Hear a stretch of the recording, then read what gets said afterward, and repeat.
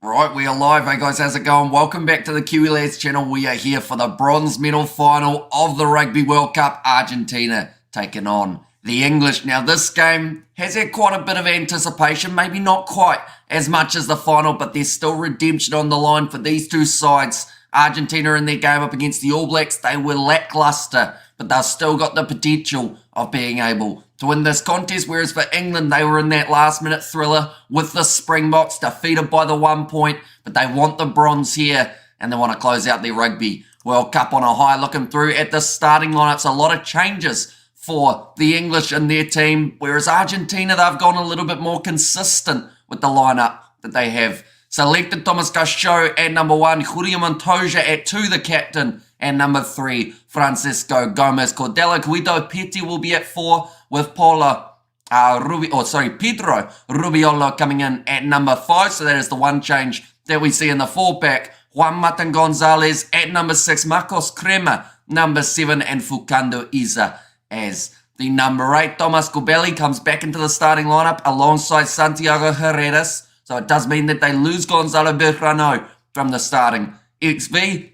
Geronimo De La Fuente moves into number 12 with Lucio Cinti, and number 13, Mateo Carreras out on the left wing, Emiliano Boffelli out on the right, and Juan Cruz Malea sitting there. And number 15, now a lot of these Argentine players we just didn't really see enough of throughout their Rugby World Cup semi-final up against the All Blacks. They were put under pressure early, and from there, the All Blacks just continued that lead that little bit too much. Then for the English, they have also made changes mainly to the back line, but a couple changes being made in the lineup. For the forwards, Ellis Genge at number 1, Theo Dan at number 2, and Will Stewart at number 3. So 2 propping changes for the English. In fact, Theo Dan also getting his first start in the Rugby World Cup playoff games. Maro Itoje and Ollie Chisholm as the locking duo. Tom Curry, number 6. Sam Underhill gets the chance at number 7. That is a name we haven't seen too much of throughout this Rugby World Cup competition. And Ben Earl slotting in at number 8 to close out this English 4-pack. Ben Youngs, the veteran, starting at number 9 with Owen Farrell at 10.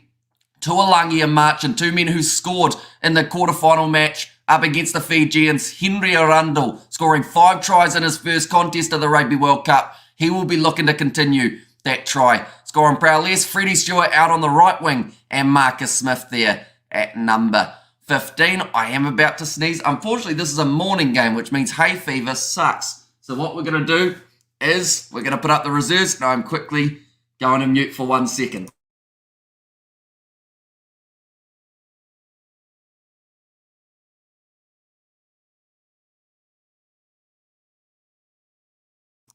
We are good. Argentina, their reserves. Augustin Crevi, massive opportunity for him in his final contest. For Los Pumas, Joel Scalevi at 17 and Eduardo Bachot at number 18. Matthias Alemano and Rodrigo Bruni, the 2 forward replacements. And then Bazin Velez, Nicolas Sanchez and Matthias Moroni. So actually a pretty similar bench to what we've seen for Argentina in their last game and also the game prior up against the Welsh. For England, they've got Jamie George, Bevan Rodd and Dan Cole. Then they've got David Ribbons as well as Lewis Ludlam. Now, Ludlam's a player who I think has been underutilised throughout this Rugby World Cup competition, but that is the benefit that England have with so many great loose forwards.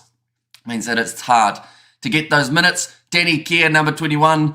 Another player who's been underutilised is at number 22, George Ford. I feel he should have started in the last contest up against South Africa. They've gone with Farrell, and not just that game, but also this one. So we'll have to wait and see if Farrell can find his form, and Ollie Lawrence at number 23 to close out the side for the English. In the chat, we have got there, hey Hamish from Go Travel Planet. Welcome in, mate. Hope you're doing extremely well. Let's go Pumas, says Obi. And also we have got there, go the Pumas from Portugal, says Inez. And on top of spaghetti, then somebody sneezed, says Tuta. And also Bless Your Bro, says Chief. And go Argentina, Southern Hemisphere rules. And also we've got there, hello Hamish, and all rugby lovers, and get in there Hamish. And exciting Morena, bro.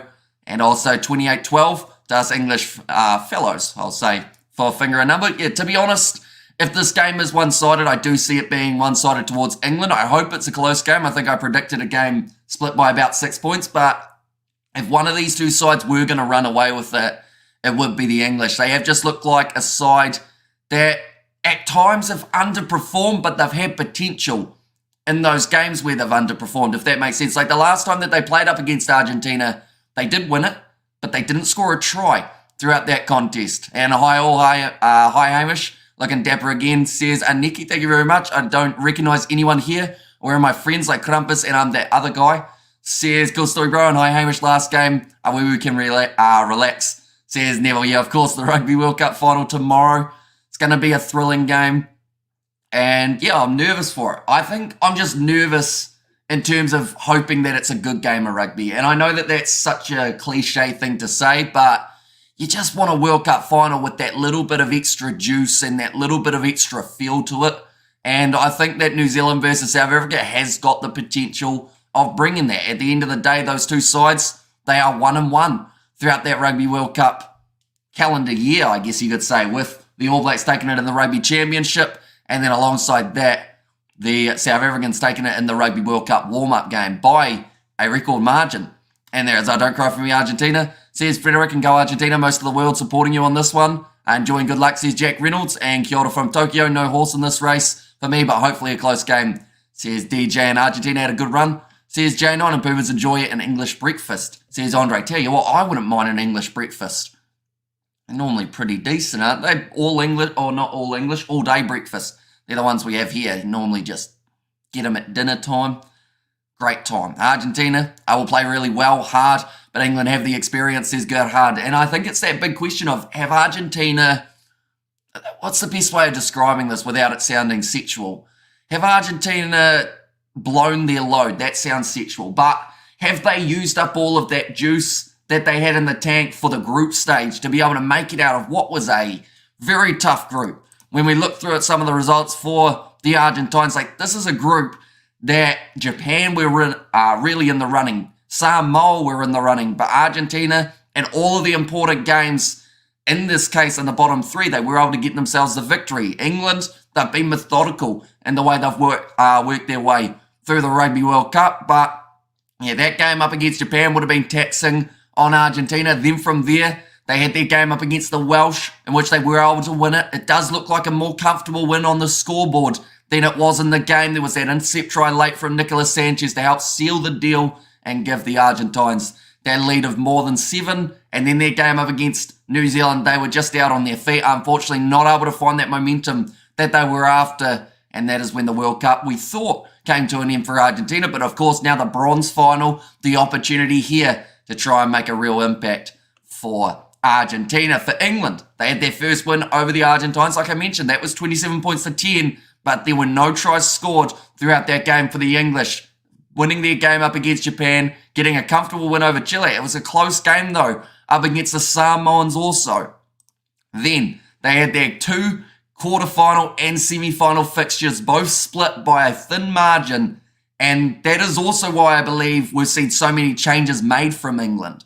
It's not so much because they want to give everyone an opportunity. It's more because they almost have to, because of how fatigued some of their forwards, some of their backs will be from playing week in, week out.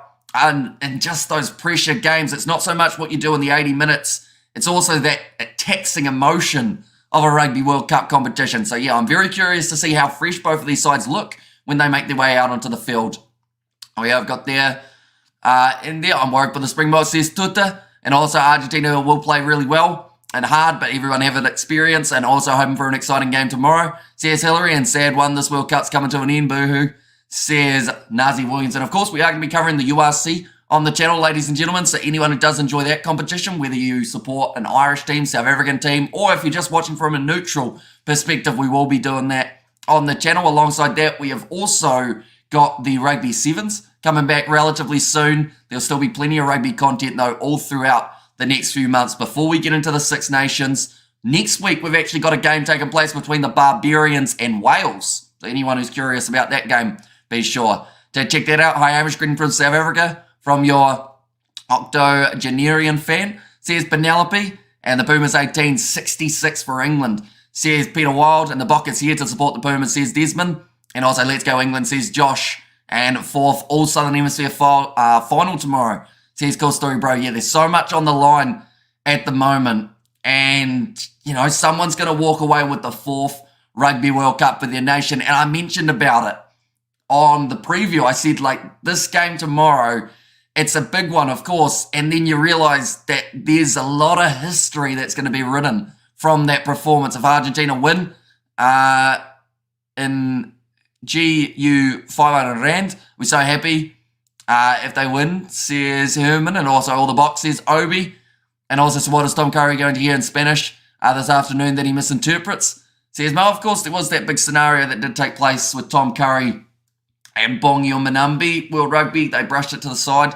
They said there was nothing in it. So, yeah, I mean, it's one of those scenarios that, like, unless he knew Afrikaans, it was always going to be a bit of a confusing statement that he heard from Manambi, wasn't it? Good evening, Hamish. Not bother with either side here. Says Fleshin. And also we have got their blow their low, whatever do you mean, says Father Burning. And they're, of course, using up completely all of their gas tank. Completely pointless game. Says Stephen, I think these two sides would disagree. There's a lot of sides that would like to be in this scenario of getting to play off for a bronze final. You look at some of the top sides that have missed out. You look at Ireland not being here. You look at France missing out. Fiji, Australia, Wales, all of those sides. If you said to them, hey, we know you're not in the final, but would you at least like a chance to be able to walk away as third place in the World Cup? They would say 100%, give us that game, get us on the field, and let's see whether or not we can do decently. As an Englishman, I couldn't really care if we lose this game. The game shouldn't be played, says Stephen. A bit of a negative mindset, isn't it? At the end of the day, like, someone's walking away with a third place, and like that is still something in a Rugby World Cup that I would think is a pretty big achievement, depending on whether it's England, who have been struggling for form in this like kind of 2022, 2023 window. Like, for them to walk away with third, they'll be more than happy. Argentina, that's a massive achievement for them. Remember what we saw in the Olympics for the sevens. They managed to get themselves third. That was the turning point of Argentine rugby in the sevens department. So I disagree. I think there is a bit more on the line than some people are letting on for this contest. Blowing your load, don't tip me, bro. Good stretch. Anyways, off topic, says Nazi Williams, and also kia ora. All from Germany, says Tan. Hi, Hamish and all rugby followers. It'll be interesting to see how Argentina fares against England second time around. Some tries, if you please. Best of luck to both. My vote is the Pumas 28-21. And also, we've got there, no rugby game is pointless, sir. And also, we have got there in the chat as well. Why am I not surprised? Of course, you're going to say New Zealand is going to be the winner. All New Zealanders will say that, says Morning Lagrange. Although, if you listen to my preview and my reasoning behind it, I felt like it wasn't too out there. You know, at the end of the day, I said at the start of the World Cup, it was going to be New Zealand versus South Africa final, and I felt that South Africa were going to win that final. But then, when we watched that last game up against England, when you watch the game prior to that up against France, you see that the Springboks, they've had some battles out there on the park, and you wonder whether or not New Zealand going into that contest will just be that little bit of a fresher side. It's nothing cynical. At the end of the day, I still think the Springboks have more than enough potential of walking away with that Rugby World Cup. But I would take my prediction with a grain of salt, because at the end of the day, I'm about 50% wrong 90% of the time. So you'll be fine. They'll probably do all right. This isn't a real game. Feel sorry for both sets of players, says Stephen. Well, I mean, if you asked either of them if they were happy to get one more game in the World Cup, they'd probably say yes. So it's one of those ones, like, we've seen both sides very respectful towards opposition throughout this week, and they've said, yeah, we want to go out there, we want to do one last big performance in this Rugby World Cup. They could have made a lot more changes. England have done just that. They managed to switch quite a few of their side around so that they could be a little bit fresher heading into this contest. Thanks for covering this game too, Hamish. Alan France will be pleased not to play in this game, says Stephen, although they won't be pleased to not be finishing third in the Rugby World Cup, or at least even getting through the quarterfinals. At the end of the day, when you win your quarter, you know that you've got 2 more games remaining. Every side knew that when they won it. That's why they won it. They wanted to get to the end of the World Cup. And yes, they haven't been able to get through to the final, but they still get themselves a chance at walking away with the bronze. And this contest, surely they will get a good match. Payments today to get on the piss after. So not bad at all in France. Says Nazi Williams, and world ranking points up for grabs. Exactly right. If Argentina pull off a massive upset, they will actually leapfrog. Well, that's the thing. England are ranked quite far down at the moment, aren't they? So, depending on who wins this game, I think can bump up that a little bit. This game will impact the rankings, so it is important. And also, we have got the 5 gifted memberships from Arthur Harrison. Thank you very much, mate. Hope you are doing extremely well and you are excited for this contest. Of course, the Rugby World Cup final just around the corner. Thanks for all your hard work, dedication to the great rugby coverage, fan for life. Says Arthur there, and yeah, it is greatly appreciated. Everyone who's been here throughout these Rugby World Cup games, we have covered 47 out of 47 so far. There is one remaining tomorrow, and that will be the Rugby World Cup final between South Africa and New Zealand. So it is an absolutely massive one. This is a massive game for Argentina. It may not do anything for English rugby, but it will boost their rugby back home. It will create pride in the nation back home. Says CK, and it's a bronze medal. Why somehow is not important, especially for Argentina, it's very important. We're kind of losing mentality, says Mikhail. Well, that's like what I was saying for the seven side of things. Like Argentina getting the bronze medal at the Tokyo Olympics was an absolute game changer for them because they weren't supposed to. And in this case, they're not supposed to win the bronze here. But if they can do it, then that is a massive, massive win for Argentine rugby. Could be that Argentina are up for this. England just go through the motions, says Stephen. Well, I think that England need to realise that this is not just a free walk in the park, a free run around for 80 minutes. This is a game that if they are not careful, they will get their asses handed to them. That is about as honest as you can get. So we need to see a good English performance. And I feel like in this game, they've got the potential of being able to do so, but they can't afford to give away opportunities like we've seen in their last couple games. They got close in that game up against South Africa. In fact, they should have won it, but they weren't able to because in that second half, they only scored 3 points. They need to do better, and they will try to in this game up against the Pumas. You're selling this bronze medal game to me, says Fleshen. And also think the Argies might pip England at the post in the final few minutes of the game. How's it again, Hamish? And thanks again for gracing us with your excellent broadcasting skills, says Jingles. And also we've got there, thanks, bro, says Obi. And England are not as good as any of the other Six Nations teams with the exception of Italy, says Stephen. So that gives more reason for them to be happy to play in this game because it gives them more opportunity to face opposition that they normally wouldn't get a few games against. And you've got to remember, this is their last game before the Six Nations. So this could be the learning curve of, does this combination work? Can we afford to put the likes of Sam Underhill? Is he ready to come back in for that Six Nations competition? Is Farrell the right 10? I still feel no, but we will see. England is strong and England by 12, says Fiji Islander. How long is England? How long is the England? Don't argue with the ref. And also we have got there England, or Argentina will dominate England. Says Sean, and my lady is Argentinian. Try and tell her this game doesn't matter, says Si. You should probably slap the taste out of your mouth, I would assume. And what's your prediction for the third place playoff? I hope that it's close. I honestly feel if England do fire like the way that we know they can, if they score some tries, unlike what we saw in that first game in the Rugby World Cup, I think that England could win this game by probably, I think a 10-plus margin, but if it keeps close and Argentina are up for the fight, I think that it could be going down to the wire and only decided by around those 5 points. All Blacks for the win, says Josh, and hope the RG says Gordon and Hamish, your hard work, been much appreciated, thank you. Says Go Travel Planet, no worries at all, mate. And yeah, like I've said, it's been absolutely awesome being able to cover this Rugby World Cup on the channel because at the end of the day, we've met so many new people from all around the world, which has been absolutely incredible. We have got their Easy Company, has a plan to make the bomb squad run all game. Betties won't know what hit them, says Obi. And also really Pumas better not speak Spanish during the game, says Jeff. And also should be a great game really, says Hoane. And also hello, how was your day, says Deadly. It's been pretty good. It's been pretty short so far. We only just woke up about maybe 50 minutes ago or somewhere around there, but it's going to be a long day ahead of us. We have got this live stream. Then after that, we're actually going to play a match of cricket. We're travelling, I think it's about 40 minutes or so to the ground. Going to be playing that for about 7 hours and then coming home, getting set up for the live stream to bed nice and early, hopefully, but it won't be. And then up for the Rugby World Cup final. Pommies can't handle a loss.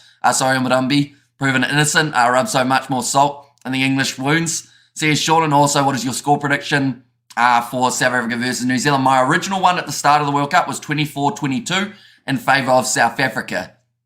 Since watching the playoff games and seeing what I've seen, I am now favouring New Zealand in that final. That's not to say that I don't think South Africa have a good chance. And I think that that is something that people are getting slightly twisted in terms of just because I think that New Zealand have a bit more momentum heading into this game doesn't mean I don't feel South Africa have a chance of taking out their fourth Rugby World Cup. It's just The All Blacks, their semi-final wouldn't have been as hard on them.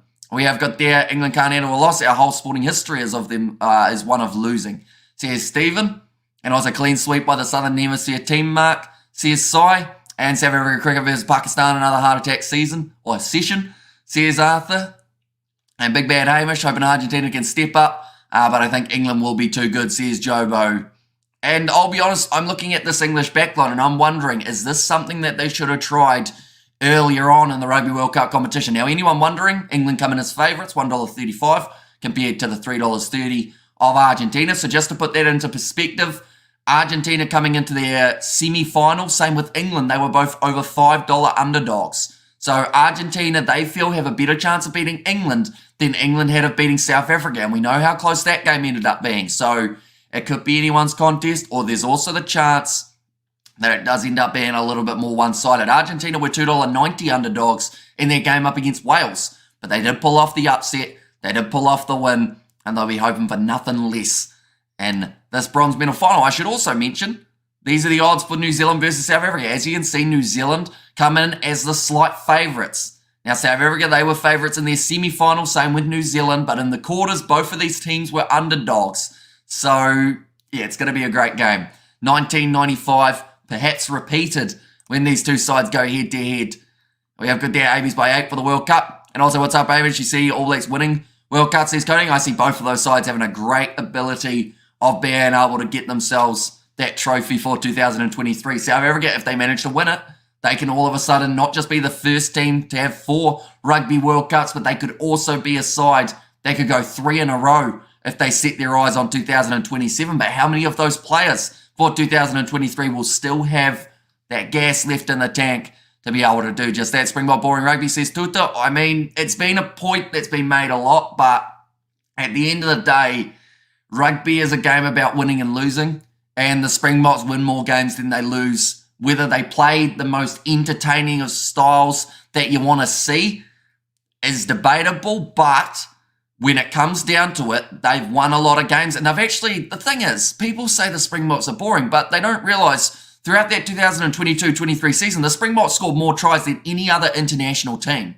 So the fact that you're calling a side that have scored the most tries boring, what does that say about every other team in the world of rugby? Yes, they have a couple games where they have to grit and they have to grind, but yeah, the most clinical side across that 2022-23 season. It was an interesting stat when I saw it, and I realised people are pretty harsh on the Springboks. I watched the game but listening to you. You're better than the commentary on TV, says Hannah. Thank you very much.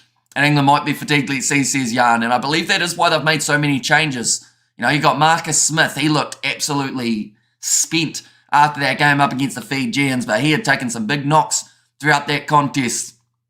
And we have got there Greens from Cape Town, England 18-12. And also we have got there, felt a bit sorry for Cole, says, so yeah, it is a shame that he's missing out, although I think he did accept that he wasn't going to be playing in this contest. He talked about it when he played his game up against Ireland. He said, that's my last game, so I'm okay with that. And cheers, Hannah, totally agree. Sky commentator's bad. Says Neville and Hamish with a 10 out of 10. And thanks, buddy, true. More tries, says Ben Kennedy, and also you already do.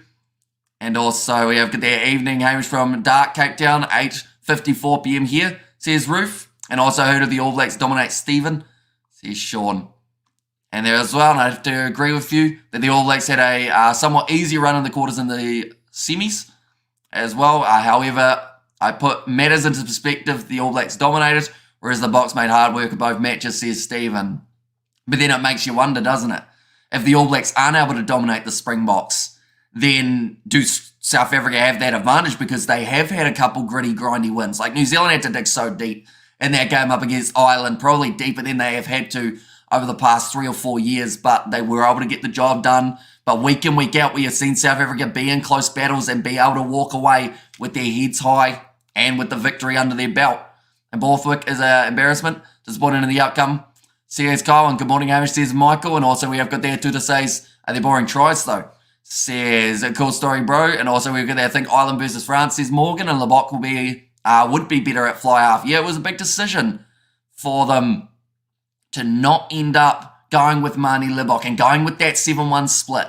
Has a 50% winning rate so far throughout 2023. it was able to dominate the All Blacks in the Rugby World Cup warm-up game, but up against Ireland, the Springboks did come up just that little bit shorter. So I'm curious to know what kind of 7-1 split we actually see. How was your week so far? Hamish says, Michael, it has flown by. I think we've spent maybe about, I don't even know how many hours, 80 or 90 hours at this desk throughout the week, getting everything ready for these live streams, getting ready to go. I should mention, ladies and gentlemen, we are only 5 minutes away from the Rugby World Cup bronze medal final taking place. Both sides have made their way out onto the field. We are about to have the national anthems, and then we are ready to go. We have their box will be battle hardened. And also, Labok will be better at scrum half, says LP. Or sorry, says JP. And what time is it for you, says Hannah? At the moment, it is 7:56 a.m. So it's a nice time for a kickoff in a game of rugby. I will mention the reason that the green screen's being weird is because the sun is out here in New Zealand, so the light is a little bit modified, more than it would normally be. But both sides ready for the national anthems. I'll miss Augustin. Yeah, Augustin Crevi, absolutely pivotal member of the Argentine Rugby World Cup team, and also just the rugby side for so long. That man has braced his presence on this Pumas team. In a pub in London, they have changed the channel to watch football. No interest in London for this game, says Stephen.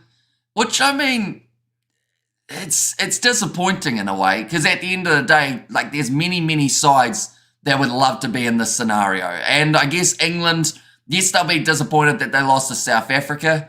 Yes, they'll be disappointed that they didn't score a try the last time that Argentina did take to the field up against them. But, like, at the end of the day, there's so many sides, like I said, that would still support their team in a bronze medal playoff game. So it seems like a bit of a shame that the English public are turning their back on their side just before the end of the Rugby World Cup. Like, the fact that they were going, oh, if you don't make it to the final, we're going to ditch you, is kind of a pretty miserable mindset, isn't it? And what is your prediction for the bronze final, Hamish? I hope it's close. I hope it's decided by only a few points.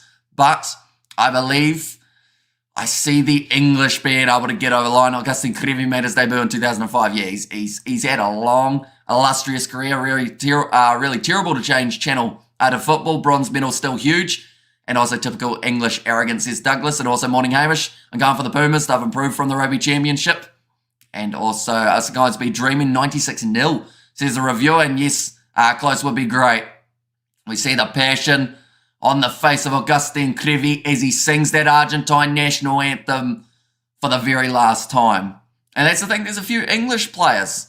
This might be their last ever run as well. And the world are jealous of the box, so talk rubbish, says Ben. And also we have got there both sides can get the third. The best story for Argentina is they have tried their best without being soggy biscuits. Argentina lost, or last time out, lost it in the first 10 minutes. And they did not score, says Ryan. And yeah, only scoring, I believe it was the 77th or somewhere around there for their first game up against England. But England did not score throughout that contest. Cheslin Colby can play any position from scrum half to fullback, which in 5 positions in the back line. How many Northern Hemisphere players are so talented like Colby, says Desmond. Although the one thing I will say to that, with the fact that he can play so many positions, it's all well and good being able to play them. But it's also another thing being able to play them and adapt to the backline that the Springboks have got on the field. I mention that because we saw in the game for Italy, they made a couple subtle changes. Man went from fullback to fly half. A man went from fly half to inside centre. A man went from the wing to the fullback. And their team had so many defensive errors because of it. So, like, I don't think South Africa will want to make those changes. Yes, they've got them up their sleeve if they need to. But you definitely want to make sure that those starting men get to play that full 80 minutes, and then Willie LaRue later on in the contest being able to make that impact. We're going to miss your commentary after the World Cup. Come visit South Africa. Thanks for your support. I can really have for the best commentary. Says Mandy, although I should mention we are covering the URC. We've actually got the game in 2 days' time between Ulster and the Bulls. So we will still be here each and every week covering some rugby action, ladies and gents. So I'm not going anywhere. But hopefully you guys will stick around for the journey as well. Does anyone think Bongi?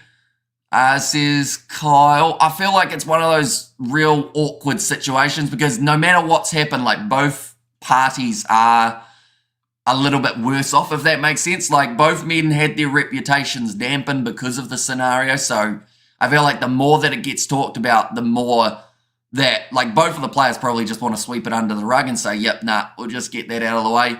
Ben, we're not jealous of the South Africans. Says Obi, and also Hamish, you are a majestic specimen of a man. I would be sad after tomorrow not listening to your commentary. Thank you for connecting us more people to the game. Says Sam Buck, no worries at all. But like I said, we've got the URC just around the corner. And we'll see how it ends up going for the URC. And this is the closest the English rugby team will get to the final. I'm glad you are an awesome Kiwi. You'll be welcomed in Cape Town, says Ben. Morning, Kiwi lads. Slightly leaning towards England to take this one out. Not sure if this game is worth the tie, Hamish, but kudos to you for your professionalism. Says, like, bring it. I mean, at the end of the day, though, it's a Rugby World Cup bronze medal final. Like, this is the equivalent of getting a bronze medal at the Olympics. And, like, everyone wants at least the bronze. At the end of the day, like I said, there are a lot of great sides that have missed out on this opportunity. So both teams wanting to make the most of it here. Do you only cover rugby, says Edward? We've actually done a little bit of cricket. We've done rugby league, rugby sevens.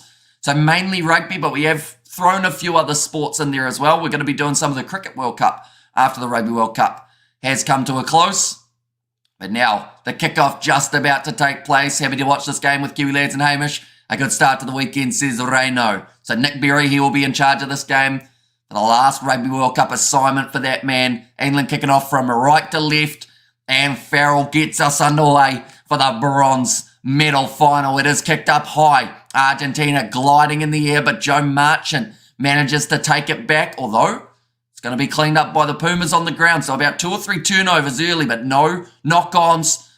Play on will be called. Not the best call, or not the best kick there, I should say, but it's actually ended up making them quite a few metres. Now, Marcus Smith playing at number 15 for this contest. The mark is taken by Juan Cruz Malia inside of his 22, and it will now be the scrum is not anywhere near the same as a bronze at the Olympics, says Stephen. I know, it's almost some would consider bigger for the Rugby World Cup.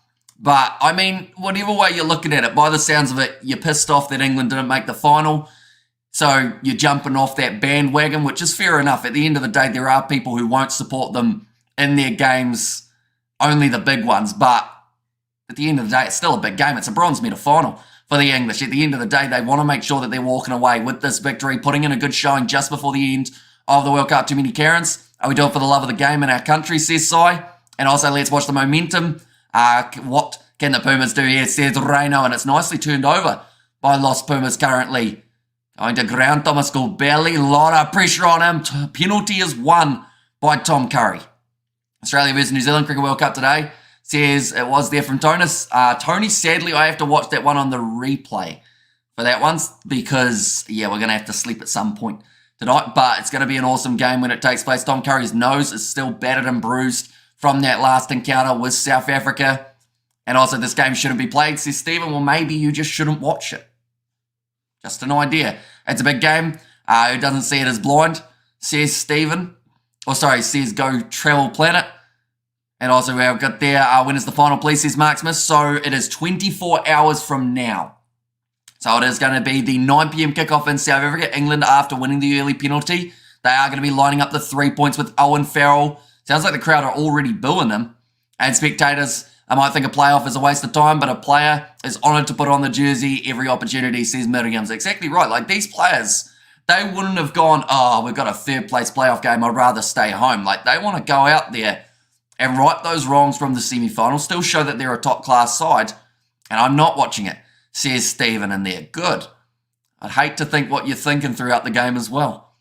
But now Owen Farrell kicks that one over. England taking the early lead. And now making the score 3-0. And there for the bronze medal match, we have got their top 3 sides in the Rugby Championship. Says Willis, and rugby needs a definition of abuse. Swearing okay on the pitch. Are we only looking at racial or national abuse, says Douglas. I mean, that's something that World Rugby will have to decide on. Like, of course, I can't really talk on what happens out there on the field. Most of the time, I don't even hear it, mainly because I've got the headphones on, but that's only for the TMO. Nicely taken deep from Ben Young, sells the dummy. Looking aggressive now, England running it out from inside of their own 22. Now, I should mention once more, they did not score themselves a try in their first game up against Argentina. So if they are able to cross the line, that will be a massive achievement for the English. Sounds like Stephen has no mates, says Si. And also, thanks for your great commentary. Are there any bets for tomorrow? Maybe if South Africa win 4 stripes in the eyebrow, says Ryan. I know that game's going to be close, that is for sure. That is one thing we can almost confirm, I would say. We have got there, Hamish, all these anti-playoff comments telling to Fox, says Safa. And also we've got that England have improved, but really bad losers, says Ben. Looks like there is going to be the knock-on against Argentina there from Fukando Iza. Do you guys know if this is on TV, says Erin? So it depends on whereabouts you are in the world, but your best bet is probably to go onto that Rugby World Cup website. You will be able to see exactly where you can watch it depending on where you are. I should mention some broadcasters are not showing this game, but they are showing the Rugby World Cup final. We have got there, love you commentary man. I say that so much, or so many are bitter regarding this match, says Justin now. Yeah, I'm just happy we get more rugby, to be honest. Like, at the end of the day, like 48 matches of the Rugby World Cup. The fact that we can still have so many, like, chances to watch rugby over the stage, and then we have to wait for ages, is quite sad. Spurs and Crystal Palace is what is showing at the pub I'm in, says Stephen. Yeah, I'm not even sure who's supposed to win that game. That's how uninterested I am in that one. It is South Africa. It is on SABC Plus, and tell me what the match time is so I can sync you. Thank you, says Green Tea. So currently I am sitting 4 minutes 55 in England with Owen Farrell now going for the 50-22 attempt. Great flat kick. Juan Cruz Malia, though, cleans it up at the back for Los Pumas. And we'll boot that ball down into touch. Looks like Steve Borthwick slightly fixed his nose, says JP. And also, we have got there, we speak Afrikaans, then he heard, says Ben, and New Zealand got bronze in 2019. Exactly right. And people still remember that they were able to get themselves that bronze medal because, you know, at the end of the day, it's still a game of rugby, and it's a game that most teams don't get to take part in. It's similar to what we see when a side gets knocked out in the quarterfinals or a side gets knocked out in the group stage. And if you asked any of the players, would you have liked to play in those playoff games? They'd go 100% yes. This is the same boat. All these players want to show that maybe they had an off day in their semi-final and they're still one of the top contenders around the world. And Hamish, tomorrow is the final. Time to shine, champ. Or is your time to shine, champ, with the final, says Reno. And also thoughts on the men's WXV. So they've got a new format coming in, don't they? But I noticed they said it's coming in 2030 or so. So it's going to be a while till we see it incorporated. His game stopped. It wasn't a touch, yes. So now there's going to be the line-out throw for England. 22 metres out the line. Tom Curry claiming that one. And now the rolling maul of England starting to commence. 6.5 minutes into this contest. Ben Young's waiting patiently at the back. Fukando Iza has to leave it. Looks like the rolling maul is still going to be continuing. Almost stripped away by the Pumas. And Argentina in the breakdown just not quite able to get that turnover they were after. Ben Youngs goes off to Ben Earl. There's a lot of Bens around. Of course, Big Ben's still a thing in London, or did that get taken down? I can't remember if Big Ben's still up. But now big run from Theo Dan. Does the clock still work, I think, is the better question. Farrell goes off to Smith. Short ball to Ben Earl. He's certainly still working and got over the try line. First try of the match for England, who have managed to get themselves more tries now in the first 7 minutes than they scored in their whole game up against Argentina in the group stage. It's a bronze in the World Cup. It's huge. People saying bronze isn't anything crazy. Says good at heart. And also, we're going to the Argies come on. And also tomorrow we will see rugby at its best. Says, it was there from Desmond and thought they were pies. Says, so they are also Big Ben pies. Big Ben is being repaired, says Tony. Yeah, Big Ben Earl going straight through the Argentine defence. Marcus Smith, nice distribution, finding his big man to his side. I hope rugby wins tonight, may the team that plays the best game win. And Big Ben has been refurbished and is working just fine, says Akaris there.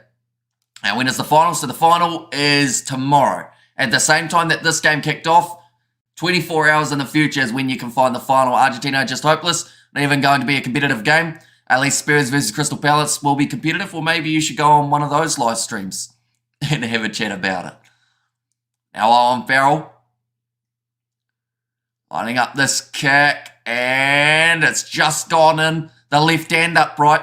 We have got there, Hamish, the whole Kiwi land won't sleep during the final, says Reno. Yeah, there will certainly be a lot of people getting up early. The good news is it's an 8 a.m. kickoff here in New Zealand. In fact, now that I think about it, I don't think there's many regions that it's a terrible time zone for. Maybe Japan I think are probably one of the only locations that it's really a poor time, and maybe Argentina as well. A big Ben is the bell in the Elizabeth Tower. See Douglas, and also the box has to dominate the first half and the scoreboard for the 7-1 split to work.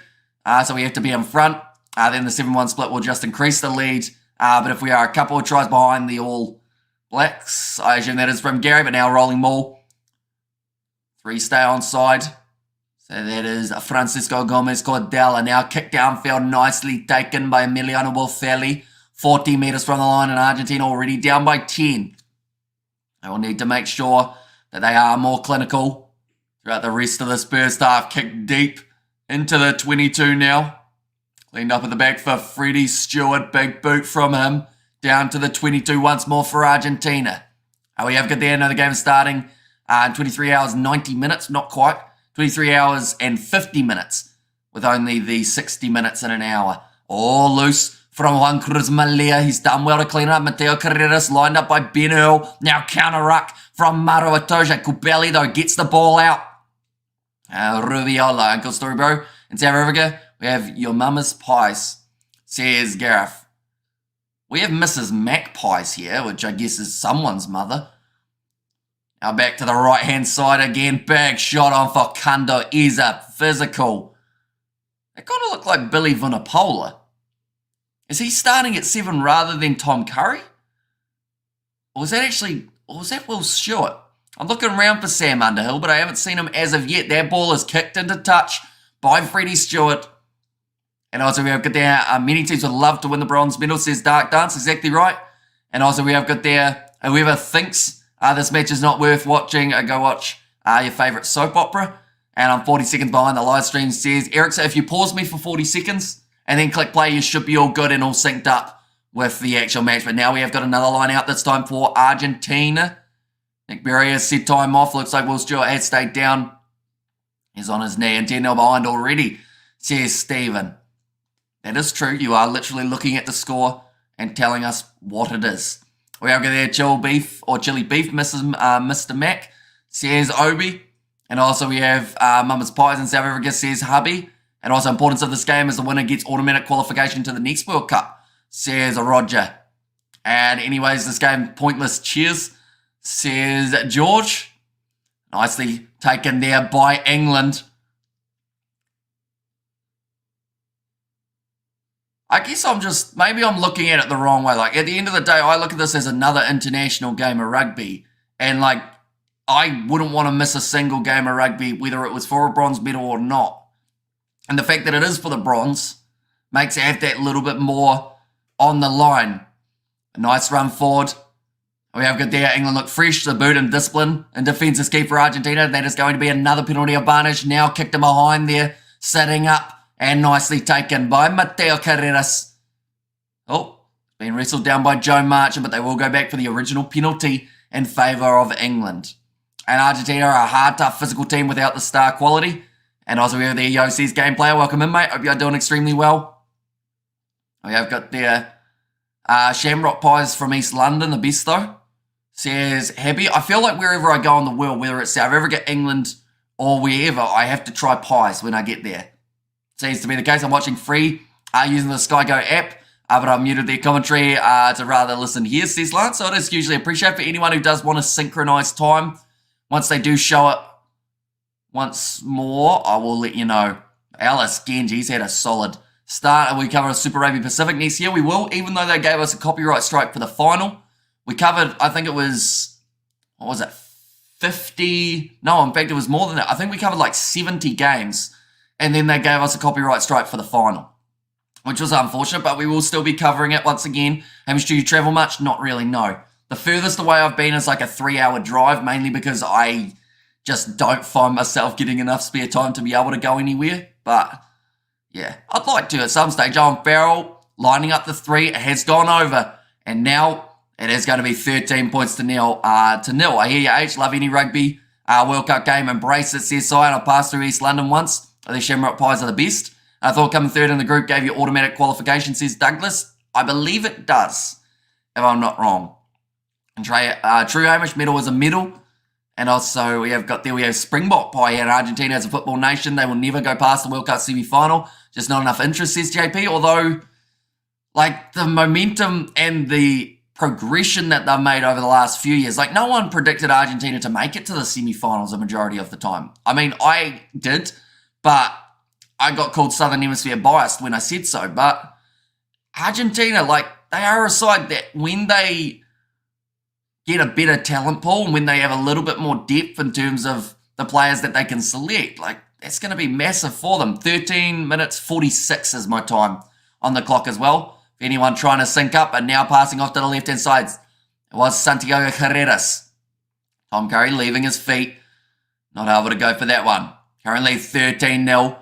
Kicked high again from Santiago Herreras. It's a hard one to take, but Emiliano Boffelli went up for it. Same with Mateo Herreras. And they have now claimed for Argentina. Nice short ball of Thomas Garchot. Best attacking chance of the half there for the Argentines. There's a knock-on advantage in favour of the Pumas as well. Now snipe and run just dropped by Fulcando. Easy, they'll go back for the original penalty. Okay, there, Will Jordan will win the 2023 title for New Zealand, says Gita. Of course, all of the nominations are in for World Rugby Player of the Year. How can you criticise England, says Johan in there. Was that from me or from someone in the chat? And 24 teams at the next World Cup, Brazil and the Netherlands might qualify, says the reviewer. Hey, what's your comments on Southern Hemisphere Rugby versus the North? I think England here now, says Reno. I mean, it just showed in the playoff games. Like, at the end of the day, there was no side in terms of France, Ireland, England, Wales. There was no side in those quarterfinals that put on a bad showing. And I know people would be like, oh, but Wales lost by 12 points. But if it wasn't for that last-minute interception try from Argentina and also that little bit of momentum that the Pumas found late, like, it was still going to be an extremely close game. So I feel like in this World Cup, we have seen the Southern Hemisphere. They managed to get themselves those wins in the important games, with the exception, of course, of the Fijians. But at the end of the day, like, all the sides in the top 8 showed why they were in the top 8. And what potential they have got moving forward. Nice run from Thomas Garchot. He has dropped the ball, but Nick Berry says it was backwards, unless, of course, he didn't see it. Now Rubiolo, tackled low by Ellis Genge. Another advantage this time for Argentina for an offside advantage against the English. Going to the left-hand side, Santiago Herreras puts it in behind, it's too far. And Emiliano Boffelli unable to claim it. We have got there, hope Curry stays on, says Eben, and also we have got there in the chat, if I go anywhere, I'll try their hot chocolate, says Hannah. And Michael Jackson and Thriller tomorrow. Hope Puff has a new hair, or has a hairdryer ready. Our halftime is here, is marvellous. And also we'll get there, my wife Louise backs England to win from Corey. Oh, scrum here from 5 metres out for the Argentines. They have decided that they need to be aggressive here. And Vamos Los Pumas, says Sino T.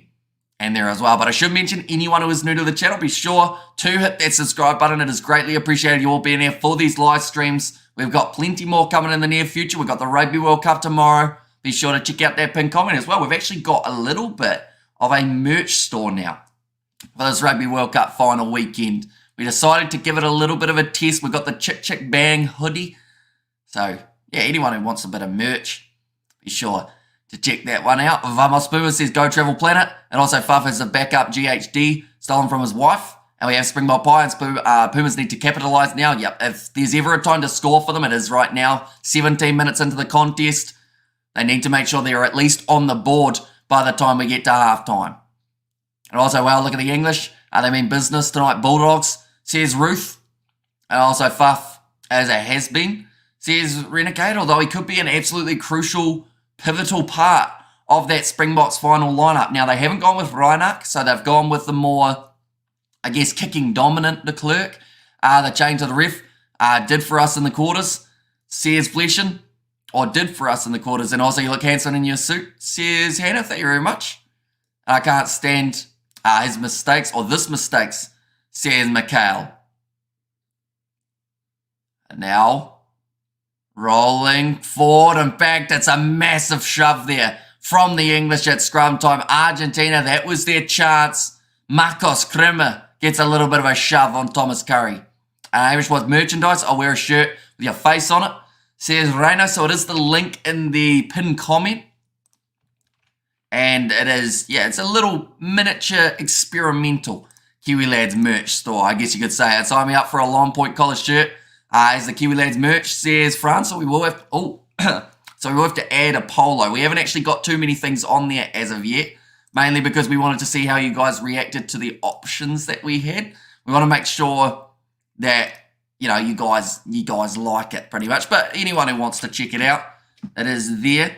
The chat link that I have just put. And English finally having the victory they wanted. And as usual, Pumas piece up the advantage in the 22 area. And thanks to the mod, says Gus in there as well. And Argentina not interested in bronze. They don't feel like playing, says Spider Mech. And good morning, everyone. Now going to the right-hand side. England told to use it. Farrell goes across to Joe Marchant. Only sitting about 20 metres out. And, I mean, England, they've got that try on the board. They know that they just need to keep on getting that little bit more on the scoreboard. They'll keep it ticking over and bet that tie as you be seller, Hamish. Says Scyther, and good evening, everyone. Says Denzel. So welcome. We haven't actually got a tie on there. I don't know if a tie is an option, but maybe we could look at it. It's going to be put high. Now 20. Oh, Marcus Smith's been dropped hard. And he had a massive knock in the Fijian game, but he's still getting back up to his feet. Now Juan Cruz Malia gets it off now to Thomas Gasho. Can the Argentina... Oh, they've dropped it again, Argentina. Every time they've got that chance of an attack, it just goes through their hands by the looks of Go Bok.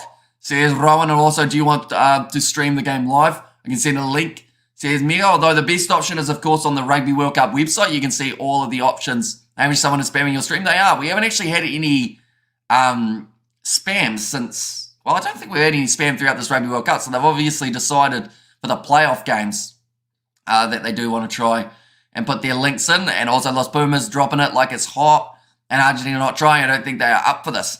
Says Stephen. Although I think we need to also credit what England have been able to do throughout that first 20 minutes. They have looked strong. Their scrum looked very good as well. At least the refs is on the English side. Says Johan. I meant in France. Says I am nutty there. And also so hyped for the final. Can't wait. It's going to be a tight game, and Marcus is getting calmer for I don't know what. Says Gus. Okay. 3 handling errors at the moment from the Argentines. Well, it's undoubted that the Springboks head the hardcore route to the final. I'm sure the All Blacks don't think they're going to score 8 tries tomorrow, unlike the Couch Potato fans. Says JP, and who scored? So we saw the try scored by Ben Earl for the English in this match, but now Ben Young's a different Ben. Going to be putting the ball in to the scrum. Unfortunately, England will have to settle with bronze. Says Reino, and box for the win tomorrow, 25-23. Says Eben, it's going to be kicked downfield from Owen Farrell. And for the touchline, doesn't manage to find it. Instead, Emiliano Boffelli now returning fire with a kick of his own. Miscommunication at the back almost from England, but Marcus Smith calls loud and manages to get himself the mark. Is it wet on the pitch? It's been raining all week in France. It doesn't actually look too bad for this game, to be honest. Like, there might be a little bit of slipperiness, but not as wet as I think a lot of people were anticipating. Do you have a favourite for player of the Rugby World Cup award, says Hillary? I'll be honest, I feel like there are a few players who have really stepped up, and most of them have been nominated for World Rugby Player of the Year, whether that is Will Jordan, Eben Etzebeth, Bundy Aki. I mean, looking extremely strong as well. And Artie Savia having a pretty solid Rugby World Cup competition. And Hamish, ready to give you a prediction for tomorrow? Probably not, says Reino. Well, I've already switched. In terms of my original prediction at the start of the World Cup has switched completely. So, yeah, it's a tricky one. And also, we're good there. Hamish, do you know how many people are placing bets for tomorrow? Not me. But I've heard many people wanting to try their luck, says Denzel. Well, the odds from a gambling perspective are probably not too bad, because either way, you're going to make some money for the sides. But it's not worth the risk, in my opinion, because it is such a hard game to predict. But yeah, I actually successfully predicted the final, which was kind of cool in terms of that it would be Springboks New Zealand, which, to be honest, it looked like they could have been facing each other in the quarterfinals. I got a message saying I was timed out. Did nothing wrong, says Mark. And also, I'm the same size as Kitsoff now, and I have red hair, says Cool Story Bro. Well, if you're a little bit younger, you perhaps have an opportunity at their propping Jersey. Argentina get themselves the penalty in the breakdown. Geronimo de la Fuente. No, don't take the 3, although they will by the looks of it. Now, Joe Marchant A little bit of push and shove. Of course, Marcos Crema was in the middle of that. We have to there watch the English and French fans tomorrow talk about New Zealand were robbed after the Box win, says Sino T, and also the Gino and Hamish. Says Hannah there and Brody Retallick for comment of the tournament. Says, and they're from Adult Entertainment. It looks like there's some sort of cut up there. We have got there. Eventually, I can make a Prigvy, says Anthony. And I'll say AB's by 20, says John. I mean, I had a dream last night, fun fact. And it was about the Rugby World Cup final. Although I don't think All Black supporters want to know what the score was in that dream that I had, because it was not in favour of the ABs at all in that regard. But we'll see whether or not it's anywhere near the real score. I doubt it will be, but yeah, it'll be interesting. Emiliano Boffelli. Now we're going to be lining up this kick. Oh. Okay, they've got to wait for the 7, so Emiliano Boffelli now has to go back through all of the kicking, what's it called? Technicalities of his routine. And also, we have got our AR2 now in sync with you, says Hannah. And I'm your dreams come true, says Justin. And I was here, put lol there. And if England won a lot, people also wouldn't like them, says Cool Story Bro. Now to line up this kick. Go like that. There we go. The French and Irishmen can make the final. They just need to buy tickets. Says Sion. Sorry, I'm late. Hi, everyone. Says Tanya. Welcome in. The kick has gone over from Emiliano Boffelli, making the score 13 points to 3. Michael Cheika looking angry at the moment. Any Simbins just got here. None at all as of yet. But we've seen the one try scored by Ben Earl, or it was actually a sprig that cut open Marcos Crema's forehead. And also, blocking reporting hasn't stopped this bloody spam, says Peter Wild. Yeah, unfortunately, it's one of those ones that they will have 150 accounts that they'll just keep on going over and over. Avish, you are a fortune teller since you predicted the 2 final teams, so whatever your result and your dream, I hope it comes to life tomorrow, says Denzel. And is the final tomorrow the first final that both sides lost a group game? Oh, that is a brilliant question. Because, yeah, it might be. I'm just trying to think. New Zealand, a majority of the times that they have won the World Cup, I believe they have, well, New Zealand had never lost so this case it is, because New Zealand had never lost a group stage fixture till they lost to France in this World Cup. And I says Ryan. So yeah, it's whether or not there's been a final that didn't have, whether or not England versus Australia, or it's South Africa, one of their finals. England, that they lost a group stage match? Not sure. And all right, Argentina on the board, says CNOT. And also, yeah, it is Tim, says Hannah. So yeah, both sides have had to go through that struggle. That is going to be a free kick to England now. Your receiver stepped in at the front. Number 3 stepped in at the line. England was brutally robbed. Says Michael, I would have put it down more to the fact that they only scored 3 points in the whole second 40 minutes of the game. That is something that's going to hurt you in the long run, and it did for England, unfortunately. They needed to be more clinical. They needed to take more opportunities, take a little bit more of a risk, rather than accepting the fact that eventually there was a chance that South Africa were going to get back into that match. They didn't put the foot on the throat when they needed to, England, and it cost them a spot in the Rugby World Cup final. Is this the first, or is it the first final? Says Douglas. Not between those two sides. No, the last time that they met in the Rugby World Cup final was 1995. So it's the first final of my lifetime that we have seen those two sides go head to head. Are you Australian or a New Zealander? So I am from New Zealand, but throughout all the Rugby World Cup games, we've been completely impartial. So that is what we're going to do throughout that live stream tomorrow as well. No matter who is winning, no matter who is losing, we're going to call it down the middle so you guys know exactly what is happening throughout the 80 minutes. A little bit of a counter ruck there from Argentina, 30 metres out from their own line. England going to be attacking into the pocket. Looked like the drop goal attempt from Owen Farrell was just around the corner. Now a lot of pressure on Juan Cruz Malea, but he manages to get the kick away. We have there, 2019 was the first time ever that a team that won the Rugby World Cup had lost a pool game. Now the first time ever that both finalists have lost one of the pool stages. Says Yako there. So yeah, there's a lot of history that can be made in this game, not just for the side that walk away with their 4th ever Rugby World Cup, but there's so much more there as well for both of the sides. Yes, give more Argentina, more like that. Says Mikhail. Now 27 minutes through this contest, ladies and gents. England with another attacking chance, although Argentina steal it at line-out time. Claimed by Juan Martin Gonzalez, who is still steaming forward. It's a sensational youngster for the Argentines. Marcos Crema thought about the offload. It's tackled by his opposite number, Sam Underhill. Now looping him behind Carreras. Handling error from Francisco Gomez Cordella. But now Juan Martin Gonzalez breaks through one tackle. Ball wrestled into touch by Maro Itoje. And England win, I play rugby, says Riley.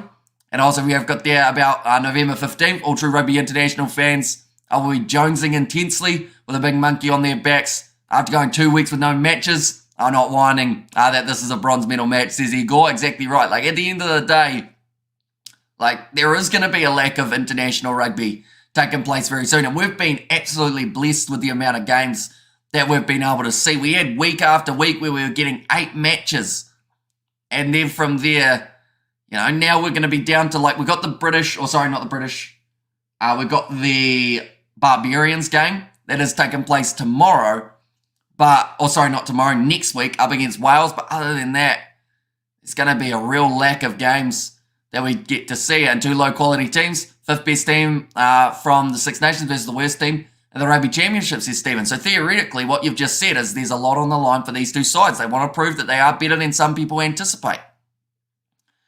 We have got there who is doing the Pacific Championship, says John. Is that in terms of the Rugby League side of things? I really wanted to cover that competition, but sadly, just with the schedule, didn't quite allow us. It exactly spoiled with a good thing, and it's still not enough for some, says Good Hard. You see, like any game of international rugby, if it's on the channel or it's on TV, I'll watch it. I say hi to the chat to me, says Riley. And also, we'll get there, South Africa 66, South Africa, or All Black 66, South Africa 12, says Ryan. And also, Courtney Law's last game today, because he is retiring after appearing in 4 World Cups for England, says Denzel. Got a bit of a stoppage here while they get a fresh ball. Weather forecast for the final. There's supposed to be rain, although I think that rain is possibly not going to be affecting the contest. It's more just going to be wet underfoot. So that could end up playing more of a running game than first anticipated. In my heart, I would like that Argentina must win. But in reality, I think England will go home with the win, says Cornet. Yeah, Argentina, I think one thing's for certain, and that is they need a try before the end of this first half. They have a really good shot. It's gone down in the front rows of the scrum for Candoiza, now going back across. Nice attacking run from Geronimo. De La Fuente on the halfway line. Now Marcos Crema, another handling error from him. I believe that's his 3rd of the contest, and that has been hurting Joe Marchant. Beautiful hands hanging on to that one with one. Now kicked behind from Smith. Kicked forward now from Juan Cruz Marlian. Big shot coming in from Crema. They'll go back for the original penalty to England. South Africa reserves forward called the Bomb Squad, really? Says Spotomic, they are indeed. And watch out to Mark, rocking the Kiwi lads. Says Ruth. And also we've got there, who's your winner tomorrow, Hamish? Says Ruth. Well, at the start of the competition, I thought South Africa would win the game. I think from the last couple of weeks that we've seen in the taxing play that the Springboks have had to go through, I think New Zealand will come in as the fresher side for that Rugby World Cup final. But, yeah, it'll be very interesting to see what way it goes. Crema is now bleeding from his ear, or from his hairline once more. South Africa is back in Argentina tonight, and we are lucky to have playing in the Kiwi colours. Says Haka Harvey. Do y'all like the 7-1 split? It's effective when it works. Because we've seen 2 times that the Springboks have done it. One of which they won by a record margin. The other time they lost to Ireland. So if it proves effective, it could be a very handy tool later on in the contest. But I honestly feel the way that needs to be used for the Springboks is they need to try and run the All Blacks off their feet. Because that will be when the bomb squad and the 7-1 split is the most effective, when the All Blacks are tired. But, yeah, I think that kicking game that they played up against England won't be able to run the All Blacks as ragged as they need them to be. That kick has gone over. One moment. I'm about to sneeze again.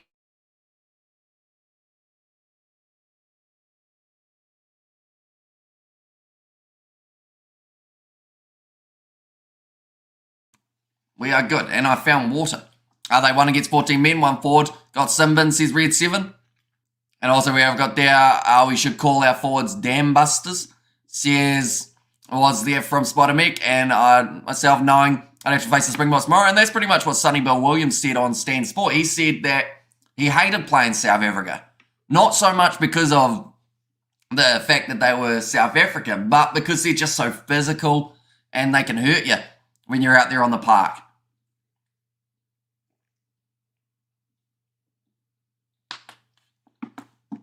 They need to get the seedings right for the next World Cup, says Stephen. That is one thing we can agree on, Stephen.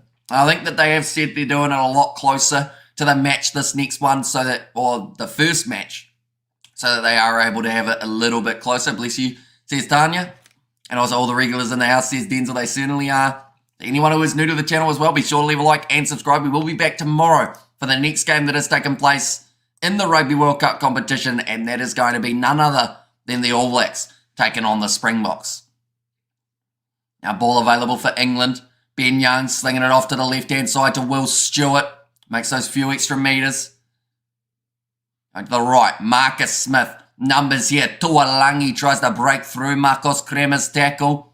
Freddie Stewart leaving his feet. Ben Earl doing the same. That should be a penalty to Argentina, but England get the penalty for players leaving their feet for Argentina. But I think we saw sealing off from English in that breakdown. Probably pretty lucky to walk away with the penalty. I don't want to see a poor England's team in the semi-finals. That's not good for the tournament, says Stephen. And also, I'm glad Pollard is back. It's going to be a cracker. And going to miss the World Cup. Loved all the dedication, Amish, says Luan. But we have still got the URC. Of course, we are going to be covering on the channel. So we see there, player leaving his feet, Freddie Stewart, not supporting body weight. Ben Earl down on one knee to protect that ball. Should have been England conceding the penalty. In that case, I'm watching the game on TV while watching this, says Tamahay. And also, Amish, go to the block. And what are your thoughts on rugby bringing in a review system like tennis and cricket, where each team get 2 or 3 formal reviews of decisions? I think that we saw it experimented in, I think it was Super Rugby. We saw that you could go upstairs, because we see it in the NRL, you have a captain's challenge. And I think if you're going to have that, you can only have teams getting 1, because or else then it will slow the game down a lot, which some teams may be able to use to their advantage, be able to work out how to manage that game. But yeah, I think that you can't afford to allow rugby to end up being any longer than it already has been throughout this Rugby World Cup. We saw a game that took over 2 hours to be played. And we have got there Lebok or Pollard. I would have had them both in that Rugby World Cup final lineup. The fact that they've completely got rid of Pollard, completely got rid of Marnie Lebok, makes me think maybe more of a kicking game is going to be implemented. Nice run from Freddie Stewart. He's knocked that ball on, but another penalty, this time going to Argentina for the player leaving his feet. And also, what is this effed up jersey of Argentina's side? They decided to lose. Who can respect this, says Johan. How much crack have you been smoking, Johan, on this live stream? I've noticed that no matter what comment you've made, you made no sense whatsoever. But I think a lot of people enjoy that away kit of Los Pumas. We have got there, Lebok, not good, says Rudy. And also, good morning, Amy, says David the Mole. Welcome in, mate. Hope you are doing extremely well. Who's your favourite try scorer here? Oh, where'd that go? Disappeared a little bit. Public holiday.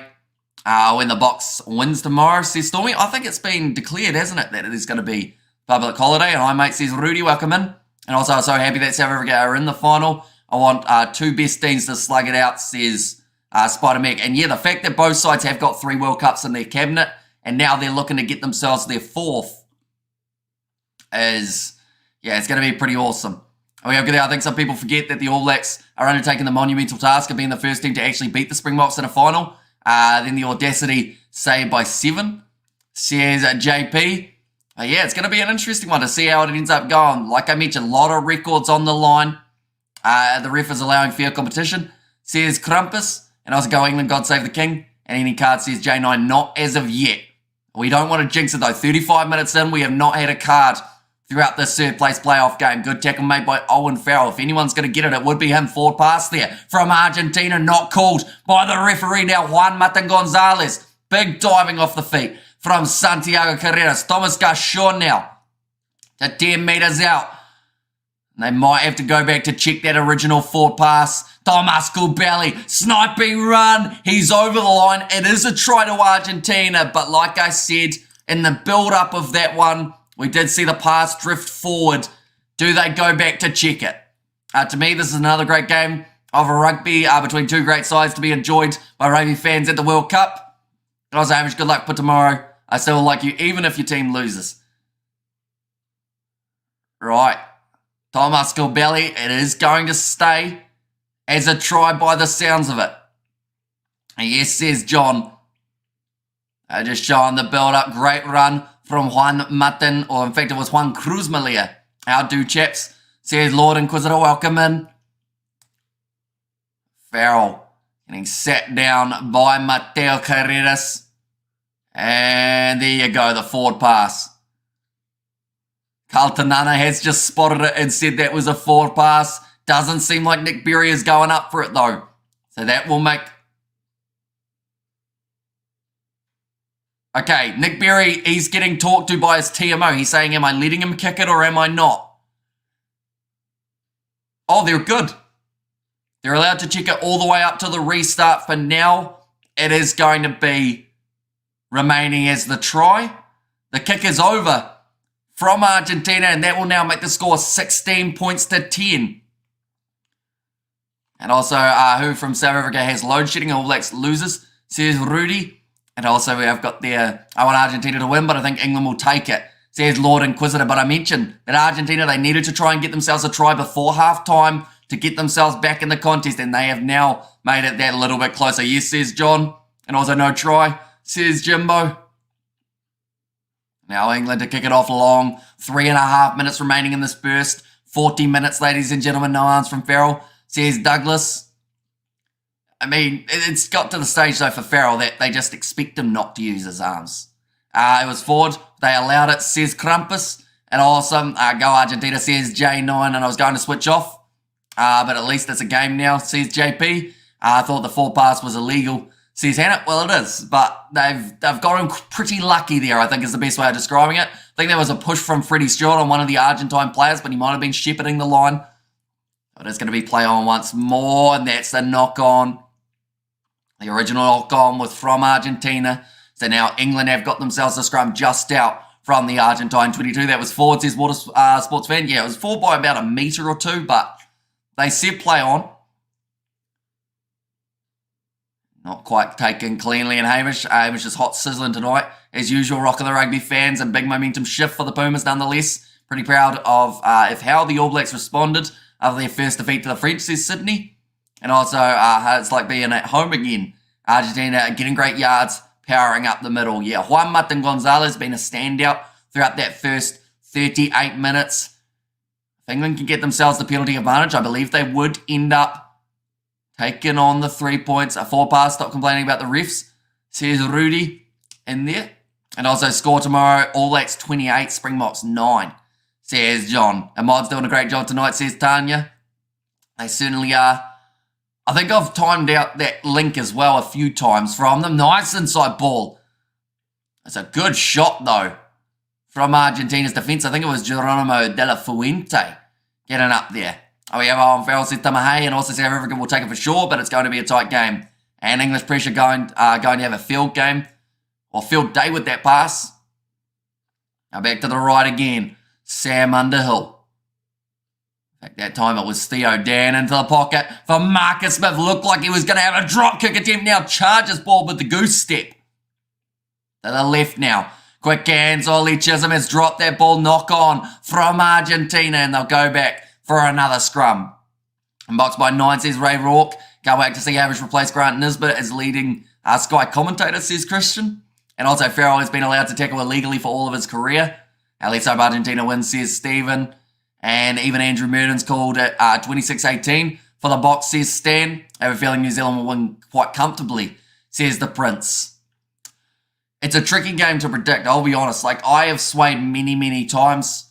I saw the selections, and it actually, like, the crazy thing is, the 7-1 split for me actually put it in favour of the All Blacks, in my opinion. But I honestly still couldn't tell you who's going to walk away with the victory there. I can still see South Africa managing to get themselves a win. I actually had a dream about that game, and it was a weird dream. I was commentating it, and then about 50 minutes into the game, I must have fallen asleep.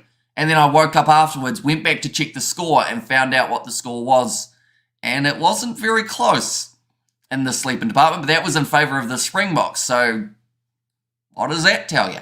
What does the 7-1 mean? Pretty much 7 forwards, 1 back off the bench. So normally you see 5-3, 5 forwards, 3 backs. Sometimes when a team wants to be a little bit more physical, they'll go with a 6-2. So 6 forwards, but in this case, the Springboks have gone with 7 forwards in their game up against the ABs. Now, Marcus Smith had a good game at 15 so far. A bad omen, says Edward Smith. And also we got there, Richie McCaw as the GOAT, says Sai. And also Wallabies are barely in the top 10 of the world rugby. And Russie's got something up his sleeve again, says Debbie. Yeah, although I'll be honest, Russie, he is a genius when it comes to the coaching, but he almost blew it in that game up against the English. And I don't think anyone would be too offended with me saying that, because tactically he went with the whole wrong approach, because they wanted to play a kicking game up against the English, who love a kicking game, and that's what the English wanted. But yeah, I think there's still something up the sleeve for Rassi in this World Cup. We have got their ball handling will be key for both teams. ABs have superior ball handling and well versed in play under the rain. Still 50-50 to call, says Red 7. Exactly right. And also we have got there that dream, Hamish. Where'd that go? That wasn't a dream, Hamish. That was a nightmare, says Haka Harvey. For me, it's the opposite. It's going to be a forward-dominated game if the field and the ball is wet, not a backline game. Forward and kicking game, says Justin Now. I think the tricky part for the Springboks, of course, we're going to break this down a lot more in our live stream tomorrow. I think we're actually going to have 2 hours worth of build-up, just because there's going to be so much to talk about for the Rugby World Cup final that we are going to want to start nice and early so we can get through it all. But, yeah, it's going to be very intriguing to see whether or not those backs for South Africa do get the opportunities that I think they should, because you look at Cheslin Colby in that last game up against England and how, I guess, limited his opportunities were, and I think that he is definitely a player that if he gets a prominent game in this World Cup final, he is going to be one of the standouts. What time Springboks kick off? So it is going to be 9 p.m. South African time. And Nostra Hamish and his dream, says France.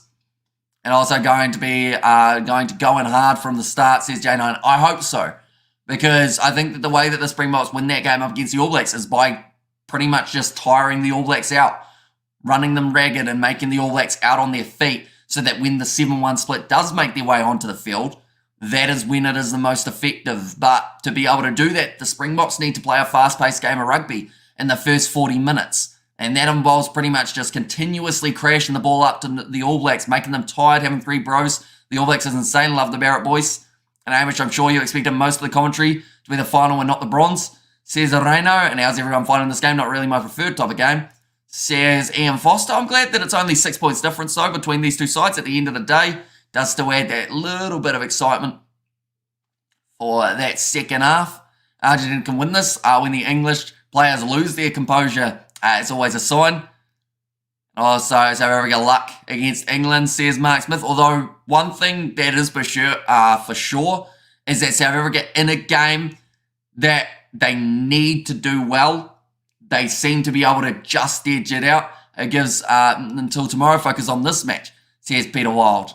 And there's currently, of course, half-time between these two sides. We've seen 2 tries scored. Ben Earl got himself 1. Argentina have managed to score themselves 1 as well. Thomas Kubeli off the forward pass managed to cross the try line. The cynical Barrett will get a card tomorrow, says JP. Which one? I mean, Geordie Barrett's had a red card in the last few years, so he's had a bit. Bowden Barrett would be an interesting one to get red carded, mainly because we haven't seen... Has Bowden got a red card for the All Blacks? We have got there, I really hope Argentina pommel England. And also we have got there, will the Pumas break the Roses' hearts? Might be, says Reno. And Argentina need a good second half, says Juani. And there as well. So looking through at some of the stats from this first half, ladies and gentlemen, I think that running meters will be relatively even. In fact, we maybe have even seen more from the English. In this case, all the Barretts have had a red, says Sam Steele. I think it's that Bowden, he hasn't been red carded against Australia. Is that the stat that I remember? I know that there was something to do with Beauden Barrett and that Geordie got a red against Australia. In fact, it was at Optus Stadium that Geordie Barrett and also Scott Barrett had been red carded. So Beauden had not yet. But looking through at the first half stats for this one, most points in this first half was 11 from Owen Farrell. Sam Underhill making the most tackles with 11 as well. Ben Earl, 40 running metres. Juan Cruz Malea, 2 offloads. And Thomas Garchot had the most carries over the gain line with 4. I'll say goodbye to everyone now because no one's going to see stuff tomorrow. Comments going to be flying. Exactly right. I'm going to try my best to read out as many as I can, but I know that for that game as well, if I do stray too far away from the commentary, there will be a lot of angry people at me. So pretty much what we'll end up doing more than likely is we'll be reading, of course, as many comments as we can, but then we'll also be going back after the live stream to be able to read the ones that we missed.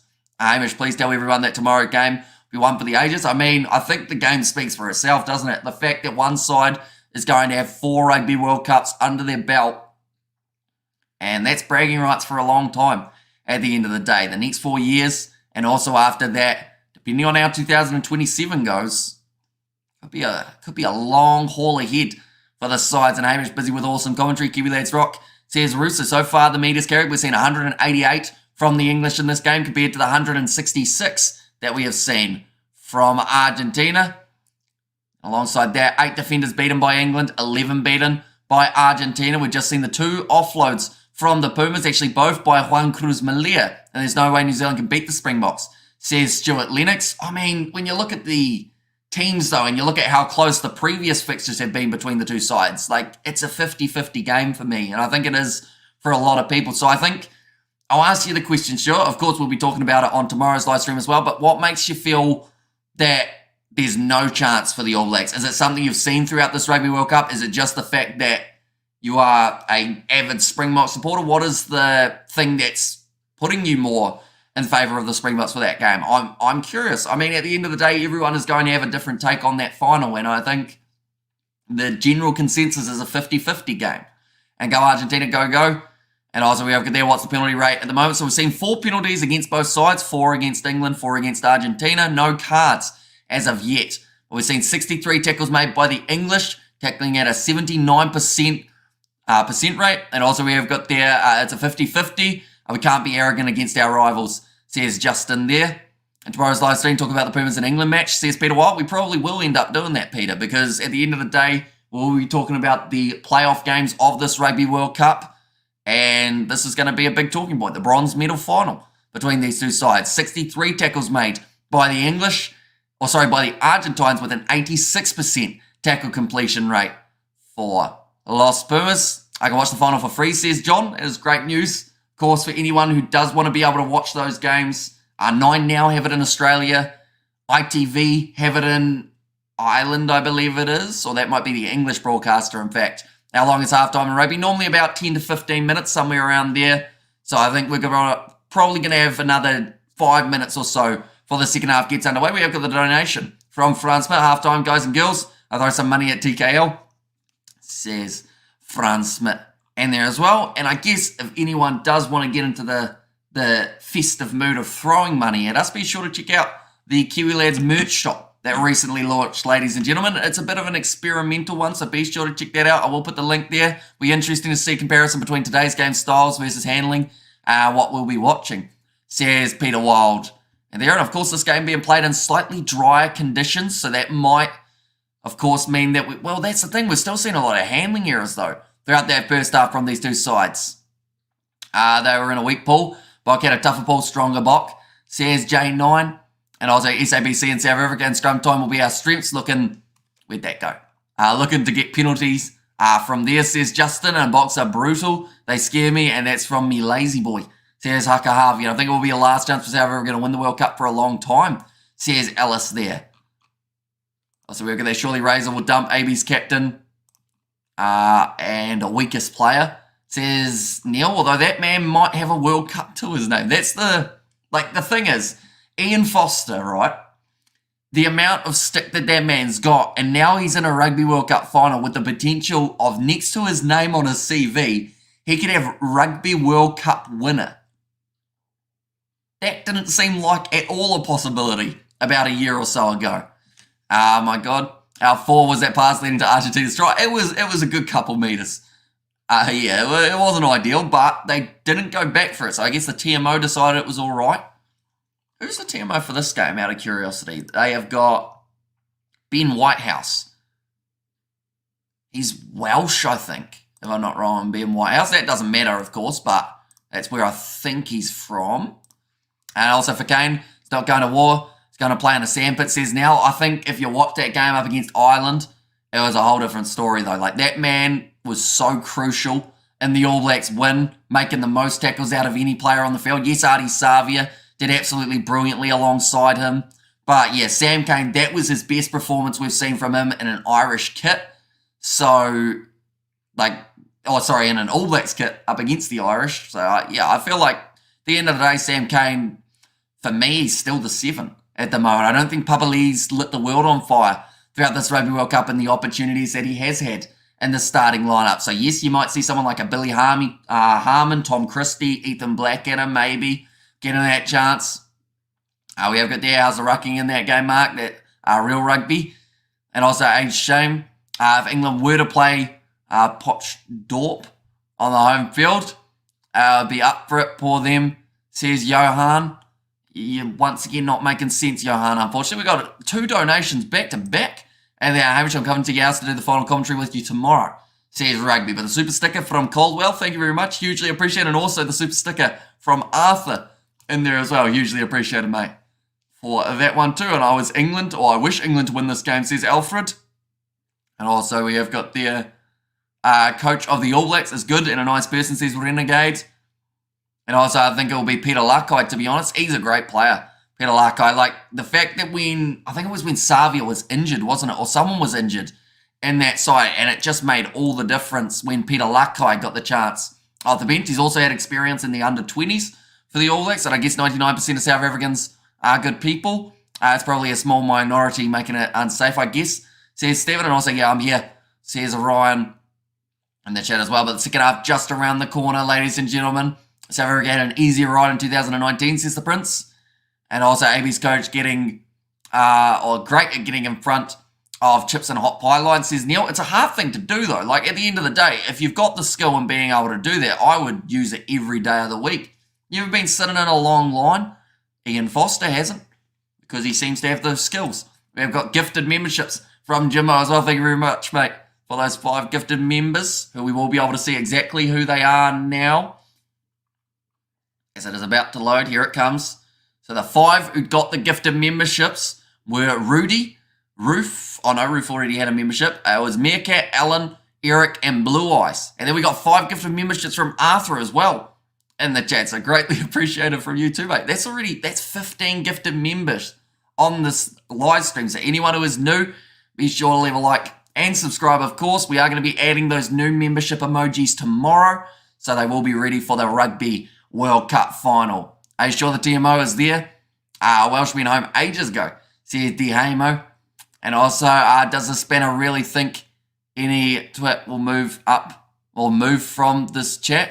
Says Peter. Yeah, I mean, it's one of those ones that the spammers, they don't really think it through.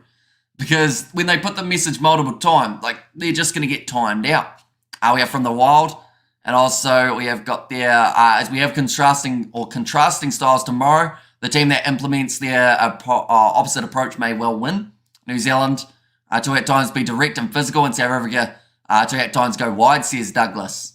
And I think that was something that worked so well for South Africa in their warm-up game up against the All Blacks. We've got to remember they had 3 attacking threats. Mani Libok, Andre Estes, and Kane Moody. This game, they've taken all 3 of those men out, though. So it's going to be a whole different story. And I hope that Pollard can implement that attacking style of Mani Libok, because I honestly think that that could be the difference maker in the contest. Have you had a biltong before? I have not, no.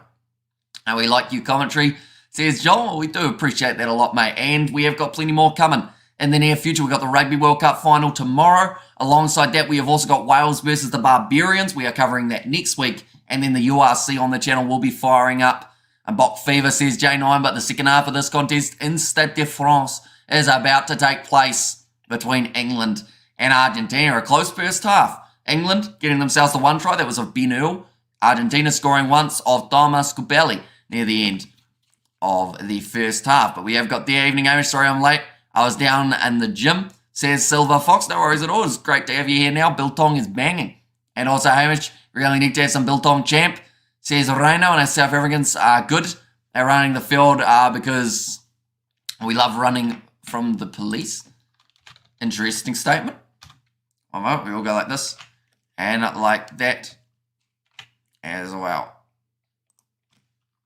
There we go. Argentina first out of the tunnel. And also hit the like button and subscribe, peeps. And also, how can New Zealand win with Foster and Kane? Says Neil or Neil. And great Foster being dumped. Dump Kane too, says Neil. Or Neil. Sorry, I keep on calling you Neil. But question, Neil. Let's say the All Blacks, theoretically, before everyone gets angry at me, theoretically, let's say the All Blacks win the Rugby World Cup and Sam Cane gets man of the match. Are you still going to be of that same mindset, or will you admit that, he's done well there, he's kind of won us that game? Because I know that up against the Irish, a lot of people had to say, we might have been wrong about Sam Cane because he actually did so well. How is it that your audience saturated with South Africans? CNOT. I think it's just because we've covered a lot of the URC. In the past, we've covered every South African game that's taken place over the last about 3 or so years. And time zone-wise, when we do these late-night live streams, it is more expected that we would see South Africans. And I think it's absolutely awesome that we've been able to attract an audience from all around the world. A lot of South Africans on the streams, which is always an exciting one. Like I said, the URC just around the corner. We have got there. Sam Cane will bottle it tomorrow. Says rugby, and also there might be more kicking and open play in the second half of this game. Argentina throwing men out or throwing men up in the line out. Cheerleaders are on the side or the field side. Says Ryan, and Springboks win with Pollard's kicking. Says Joe, and we love Kiwi lads. That's why we're here, says Rudy, but it is going to be kicked off by Argentina, going from right to left now. What are you asking for Christmas? The day off. Because I think the last time I didn't even have last Christmas off. I actually ended up doing about 7 hours of editing in the evening for last Christmas. But that was the last time I almost had a day off. In fact, that's a lie. New Year's I got a day off because I went on holiday for a couple days. But we did still bring everything just in case we needed to film anything. That's going to be out on the full from England early on in the second half. Not what they would have liked. That was a good politically correct answer. You do well in the Springboks press conferences, says CNOT. And also, we'll get there, people just too quick to drop the hammer on players. Just to be an AB makes one a superstar, says Haka Harvey. Exactly right. Hamish, what's the goal for the Kiwi lads? What's your plans for the channel, says Rugby? I'll be honest, we've more than exceeded any goal that we originally had for the channel. The time at the moment, we have got 41 minutes and 7 seconds on our clock as well for anyone who wants to sync up. But I think it's just to be able to keep on providing multiple games of rugby per weekend. Like we've recently, this week in fact, launched that merchandise as a bit of a trial run to see whether or not that is something you guys are keen on for the future. Anyone who does want to check that out, I will put the link in the comments section as well, or the chat. Kane, not a beast. He's just so useless with the members, or if he remembers how to walk, looks good. It's coming off low baseline, says Neil. And yep, getting worse, says Jan. And also, do you accept some dollars on your channel? I'm not too sure what they are, but I know that YouTube accept quite a few, so maybe. I'm not too sure. Oh, great line break for Argentina, straight through. And it's going to be Santiago Carreras, who scores early in the second half. What happened to England's defence then? The gap just opened up. They allowed them straight through. And great try from Argentina from an English fan. Says Richard is on Farrell playing. Says Andy, he is indeed nice, says Lord Inquisitor. So it was just a stock standard pass on Comas, Cubelli, Geronimo, De La Fuente. Went for the quick pass and then missed tackle, slipping through 3 tackle attempts and goes through. Santiago Carreras. England got complacent, exactly right. They weren't expecting him to run, but Theo Dan missed the first tackle. Ellis Genge missed the second, and then Marcus Smith not able to catch up to him. And it's another try there for the Argentines. Who's getting some? And also try to Argentina, says Zion, I love you, brother, says Anthony Jenkins. And Dan Carreras has been awesome through the tournament, says Jimbo. And that now gives Argentina the lead, ladies and gentlemen, for the first time in this contest. Now, they were 13-0 down in the first half. I don't think many people were anticipating this level of a comeback. Out white-baiting and listening to the lads. Cheers, boys. Says, Aaron, have you caught any white-bait, I should say, Aaron? Do let me know. I was at the Waitaki Mouth the other day, and someone said that they hauled in about 10 kgs worth. But since then, I think it's been pretty quiet there. Okay, there, well done, Argentina. Keep it up. Still a way to go, says Jack. And also, I want a Hamish bobblehead. They all sound like hotcakes. It's charged down. Theo Dan gets it back for England almost instantly. Although Dan getting fired up, trying to take out Juan Cruz Malia after scoring. I just bought a hoodie from the merch, says Matthias. Did you go with the TKO or the Chick Chick Bang, Matthias, out of curiosity? Do let me know. But yeah, it is greatly appreciated. It supported the channel there. That shows you how poor South Africa were against England. You must not push, and there is such respect between New Zealand and South Africa. And also a contest, says Jan and Kia Los Pumas. But yeah, Theo Dan charges that one down and scores the try. He was the man who missed the original tackle on Carreras, but then gets the charge down of Carreras' kick. Just over $100 per kg up here, Hamish. Says so yeah, it's good money if you catch that many. At £40 so far. Ooh, that's a decent amount, and more time for beer because it's gone quiet. Says Aaron. Nice. So whereabouts you fishing, Aaron? Are there any kahawai about currently as well? I know when we were there, the reason the whitebait were in on the shore was because there was a school of kahawai just a little bit further out. Time check on the game, says Hannah. At the moment, 44 minutes, 48 seconds is where we are sitting. And also games just heading up, says Jimbo. And also Faf should join a soccer side, says Renegade. He's got the kicking game for it, that is for sure. Faf de Klerk, that was close to obstruction from Maro Atoje, but it is going to be play on for England. 15 metres out from their own try line. And Ben Youngs now rolling this ball back. Pommies hang on, they're Bulldogs. And they don't let go once they bite. Here's Roof. Ben Youngs kicking downfield, but I should mention England did get that kick over, so making it 23 points to 17. And bad Argentina, says John, and come on Argentina, give us more. Says Jack Reynolds, thought about the offload there from Fukando Isa. And also bad Argentina, come on Argentina, give us more. Says Jack there. Thomas Kubeli, putting the kick up high, margin is smaller now. That was weird. That was the strangest attempt to catch a ball that I think I've seen. I think he tried to catch it between his thighs.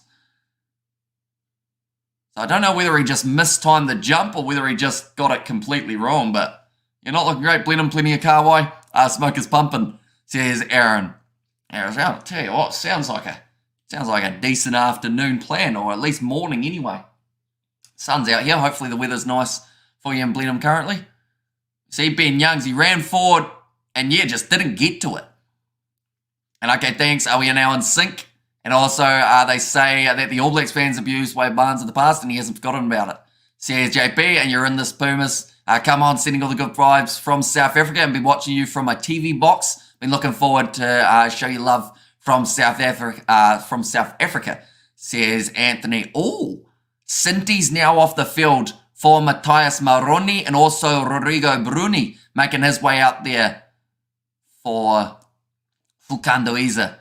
We have got there 2 degrees, balmy morning. Okay, so a little bit fresh, but yeah, hopefully it kicks up for you or it starts up for you soon and you get plenty of whitebait.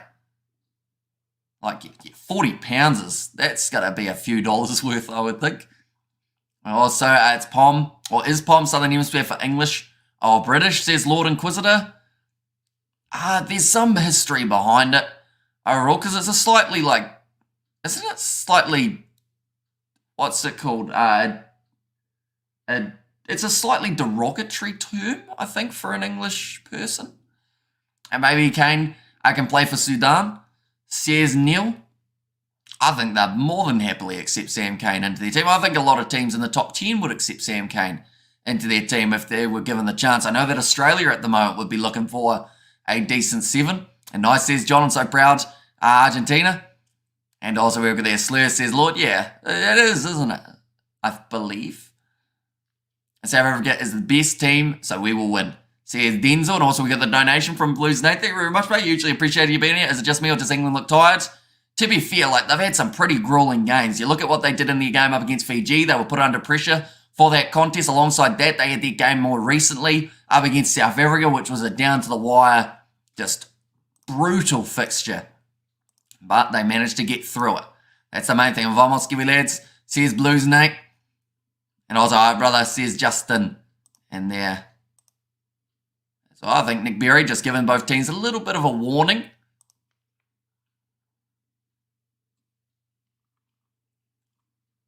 Like this. We'll go like that as well. And South Africa is going to have a hard game with New Zealand, but hopefully they manage to pull off a 4th year stamped on the jersey. I want the hoodie, but we work in rands. Says J9. Yeah, so what that probably works out to be quite a few rands, doesn't it, for the Kiwi Lads hoodie? But yeah, it's one of those ones. It was just something that has been recommended throughout this whole Rugby World Cup competition. So if anyone does want any Kiwi Lads merchandise of some sort, we are still adding quite a few other things as well, depending on what you guys want. I heard that a collared shirt was something that was requested, and also a tie, if we can get one, would be quite cool. But the link is that one that I have just put into the comments right there. So yeah, be sure to check it out.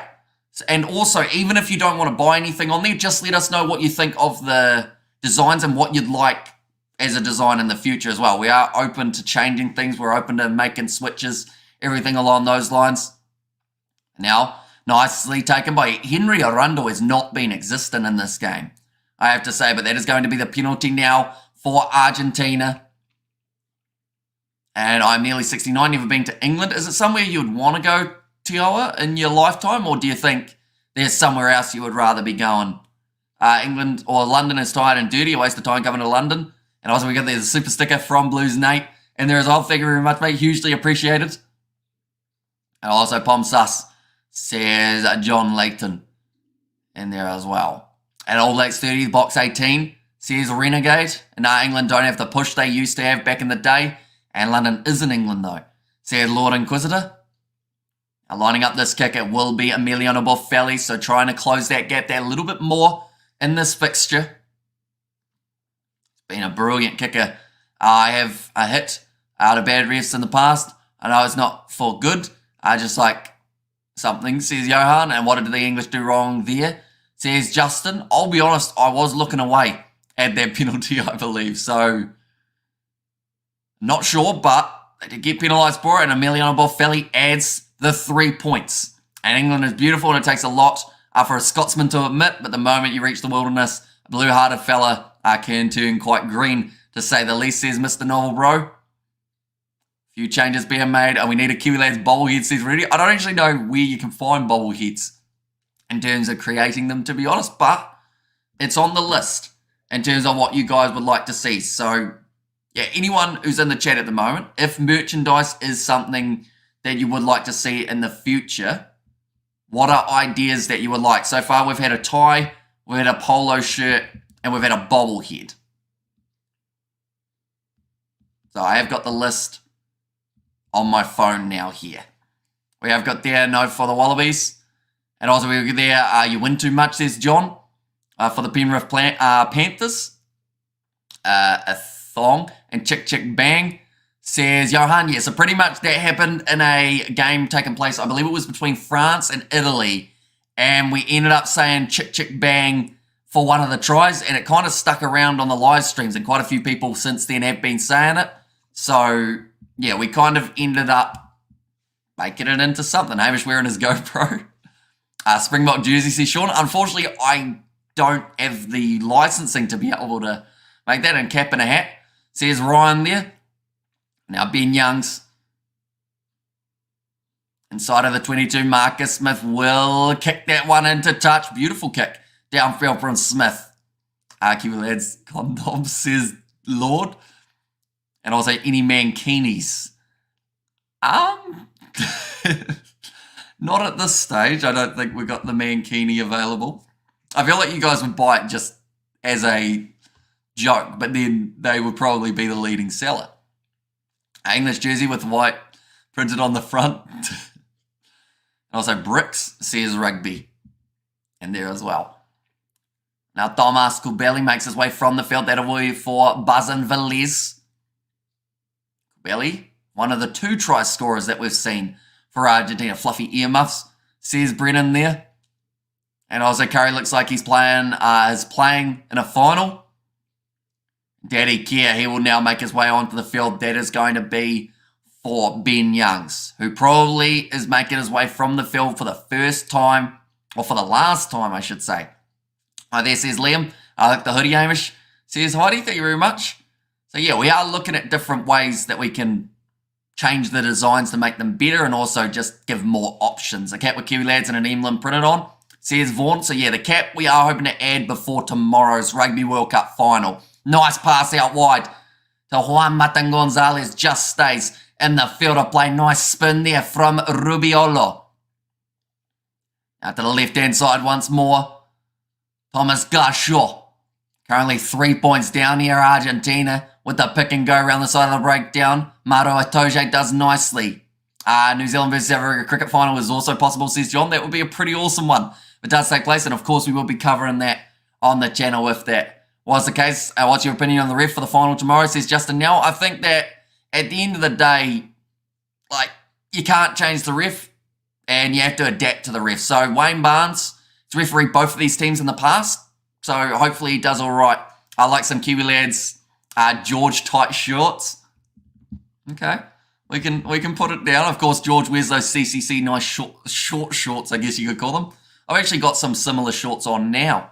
They're a bit short. The ref won't affect the results, says Tuxter. Yeah, there's enough time out there on the field for both sides to be able to walk away from the victory without the referee heavily impacting the game. Now, Kubeli, no cards from the ref, says Neil.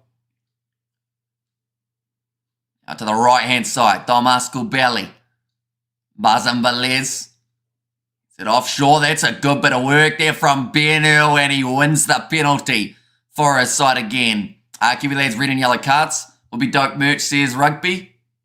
And also make some Kiwi lads sheepskin condoms from New Zealand, says Fully Husk. Okay, I won't put that on the list, but thank you for the idea. Is it wrong to wear a thong? Great poem by Murray Lachlan Young. It's worth a listen. And also Kiwi lads rugby ball and gym wear, says Luan in there. Yeah, what we got a good list forming at the moment. Kiwi lads leotards, says Asher. And also, I know it's a lot to ask. Can the English just for the love? Says Johanna. Wet conditions tomorrow could increase unforced errors, says Ray. Very true. And to be honest, if there's a lot of drop ball, I think that heavily impacts the Springboks. Because at the end of the day, their scrum is so strong. And South Africa president says if Boks win, Monday's a public holiday. I want a fuff speedo, says Blitzkrieg. An English referee will make lots of mistakes in the final. Where'd that go? It shouldn't have been given to an English official, although the only other option really was probably Matthew Raynell. You could have got an Irish referee, I guess, in that case.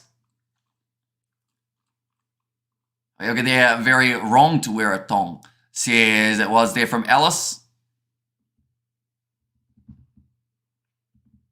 There you go.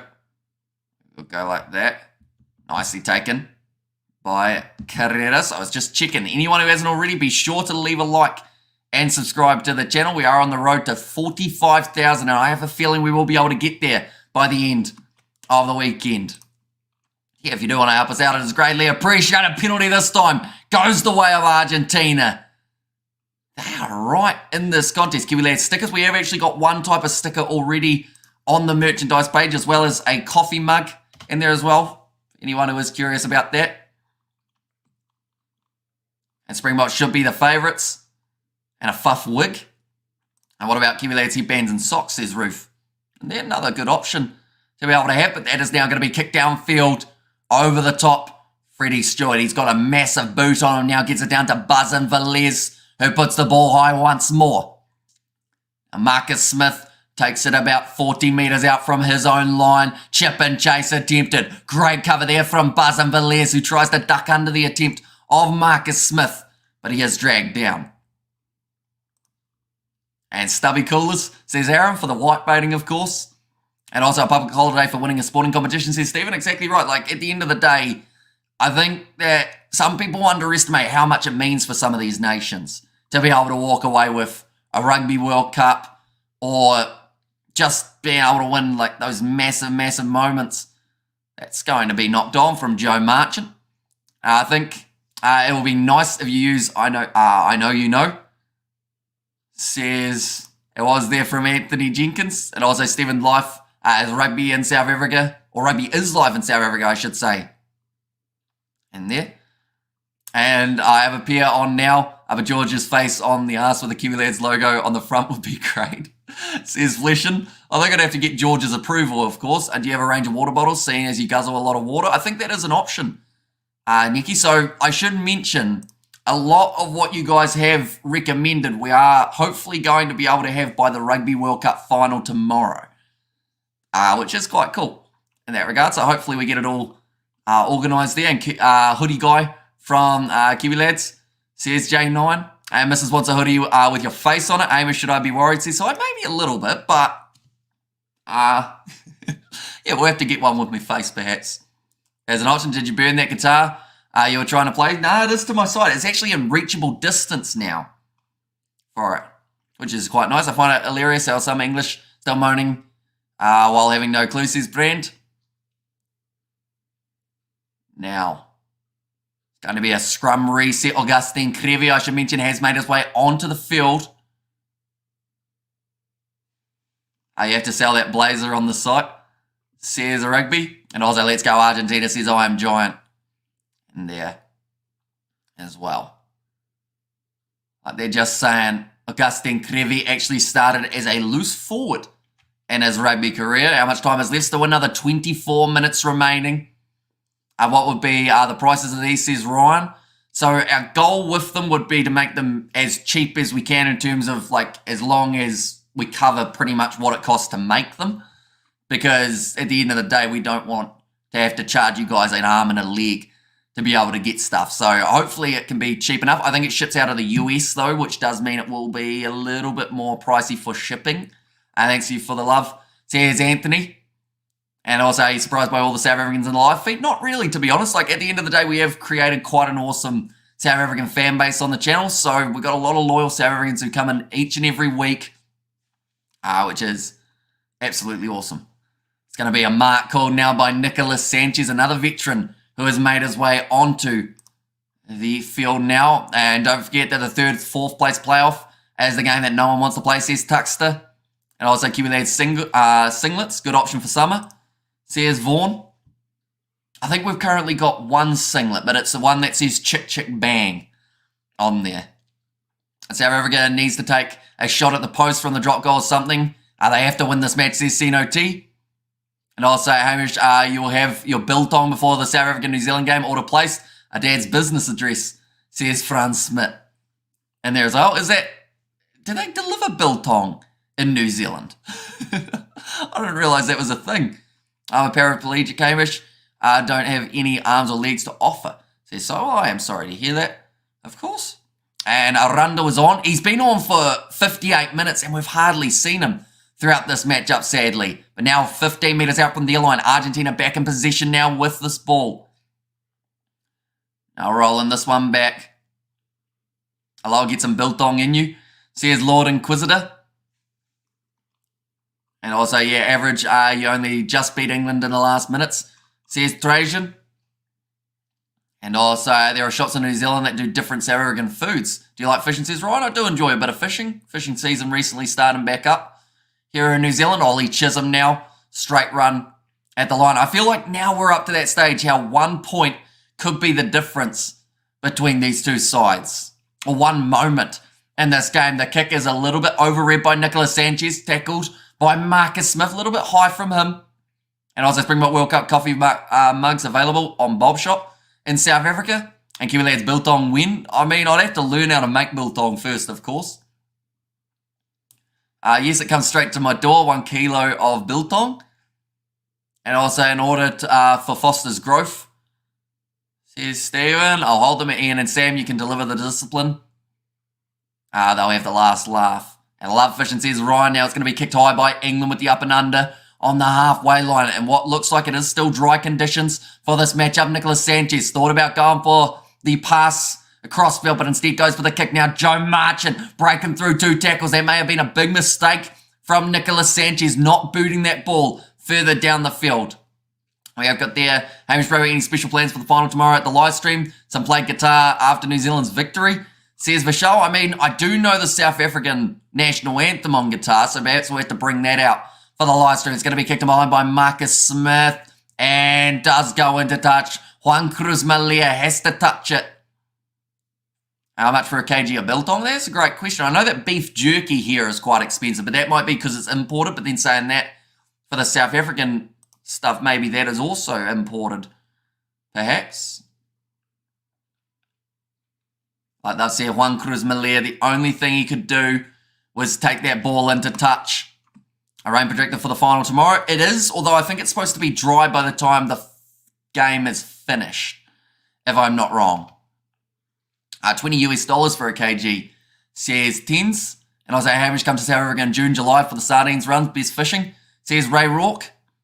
And also biltong over beef jerky and Kelda, says Bob's. Welcome in, nicely thrown in by England, 22 metres out from the line and 20 minutes remaining on the clock. Danny Keir pop pass up there to Owen Farrell. I don't think they have any back replacements left. England, or maybe Ollie Lawrence is still remaining, because I see that George Ford is also out there on the field. Love your enthusiasm and knowledge. And tomorrow by 14, Aussie Pete, says Peter. Our time left on the clock, still another 19 minutes remaining. Ball is available for England. We're on 22 metres out. That is going to be wonky. Am I singing our anthem? Are you singing yours, says Stuff? No, I can't sing. Like, I'm terrible at singing, but I can play it on guitar, like for the South African national anthem. And there are many South Africans living in New Zealand, I'm sure, that know how to prep it, says Jack. And about 29 minutes left, or 19 now remaining on the clock, I should say. The scoreboard has stopped. There we go. Has updated itself once again. Argentina deserved to win this match. And also, you're a professional now, says J9. Like I said, the last quarter of this match. It's going to be important that England, oh, that looks like some sort of injury for Julio Montoya, his knee. Looks like it is damaged. Hopefully he will be all right, though. And Sam Whitelock going to be the first triple World Cup winner tomorrow night. And how's your Instagram going, says Rudy? Oh, I've actually forgotten about promoting the Instagram. Anyone who does want to follow us on Instagram, it is _Kiwi_lads. Be sure to check that out. I have just put that into the comments or the chat as well.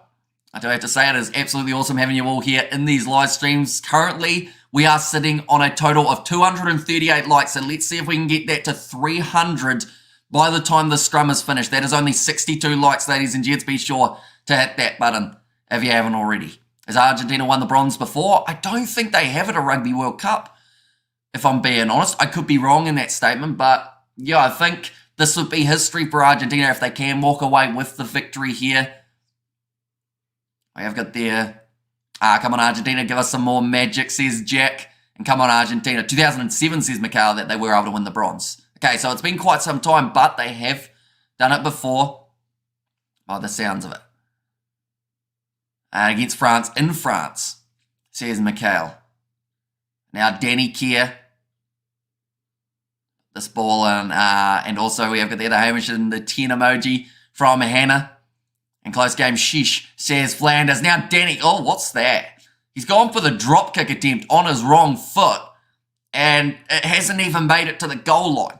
But they will go back for the original penalty. England, I assume that they will take on the 3, which would then give them the 6-point lead. Has any team actually outscored the Box in the last 3 months? Saying that South Africa never come close to biltong.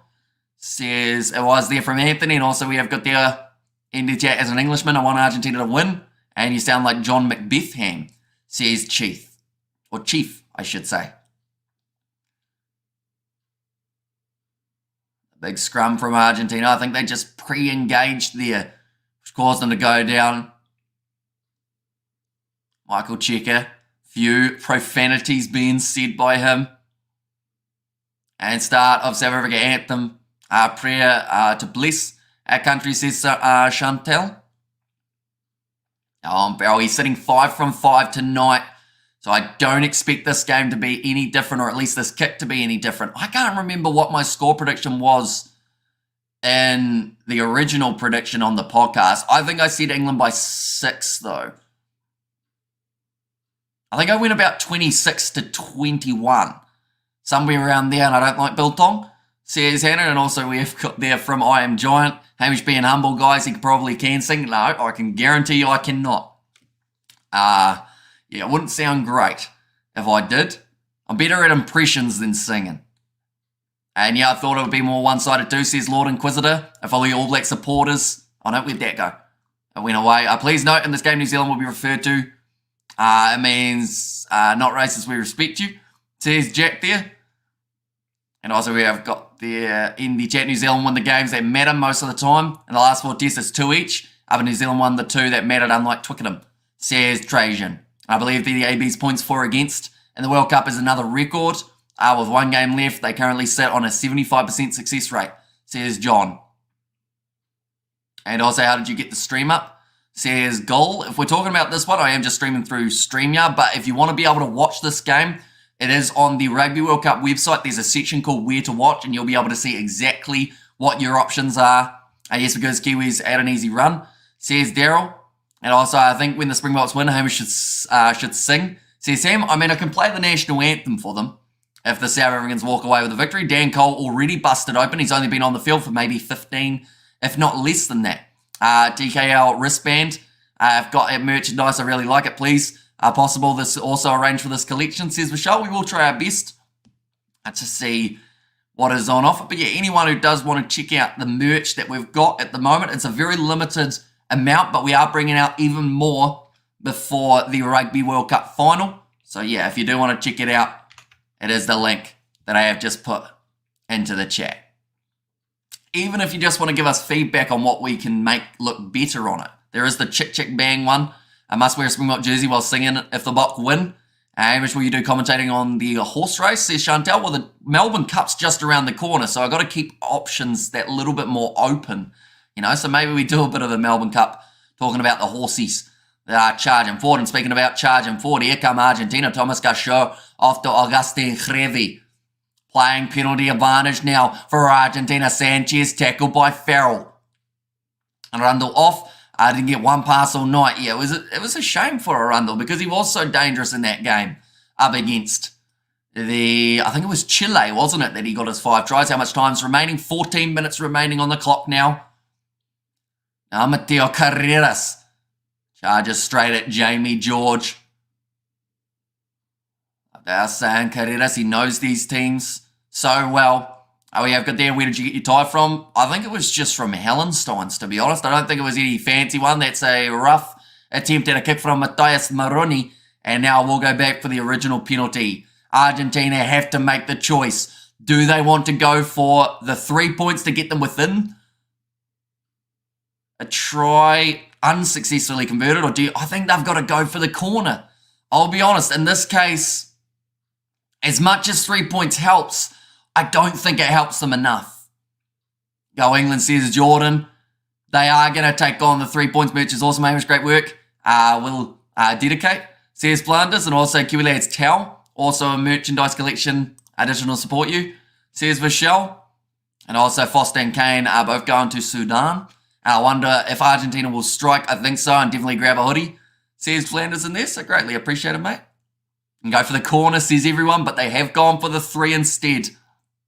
In this case, Nicolas Sanchez now, it's going to go over. And that is going to now make the score 23 points to 26. And the Boks are getting their butts kicked tomorrow, says Stefan. And the Springboks will not become outscored when it comes to tries in the last 3 months. And okay, Argentina, let's see the ball carry up next, says Brendan. And let's go. And also a penalty and a drop goal. And they still have to play extra time. True. I completely forgot about extra time. I'll be honest, I was just thinking this would be a draw, but no, you are correct. If it ends up being 26 points to 26, these two sides will go to golden point time. And good morning, Irish, says Daniel Watson. Welcome in, mate. You are doing extremely well currently. Now the Pumas inside of their own 22. Come on, Argentina, give us a new try. Or give us a try now. We believe in you, says Sino T. And how long to go, sir? Still 12 minutes remaining on the clock. Kicked up high. And it does go into touch.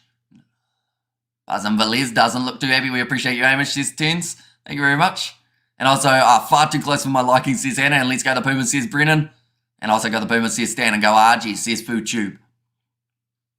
It could be one moment in the later stages of this match that makes the big difference. Who's your money on? I'll be honest, I still feel like England have looked like the more likely team to grind this game out, but Argentina look like they're the team that if there was a breakaway try, it would be Los Pumas who were able to score it.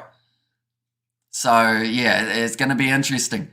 See which way it goes. And what is golden point time? Pretty much means after the 80 minutes, both sides keep on playing until one team manages to get themselves a point or a try, and then from there, they will be the winners. Do you know who really won rugby? Now, nice run from Danny Kerr to the short side. 30 metres out from the line. Augustin Kreve close to getting the turnover, but not quite getting it there. If anyone can pull off some last minute, it's Argentina, says Lord Inquisitor. We haven't seen a sudden death in the Rugby World Cup. We have not. We've seen a draw take place between Georgia and Portugal, but of course, because it was a group stage game, that is a knock-on there in contact from Ollie Lawrence. And Argentina now have got themselves the scrum. Much prefer your commentary, Hamish. Got the TV on mute to listen to you instead.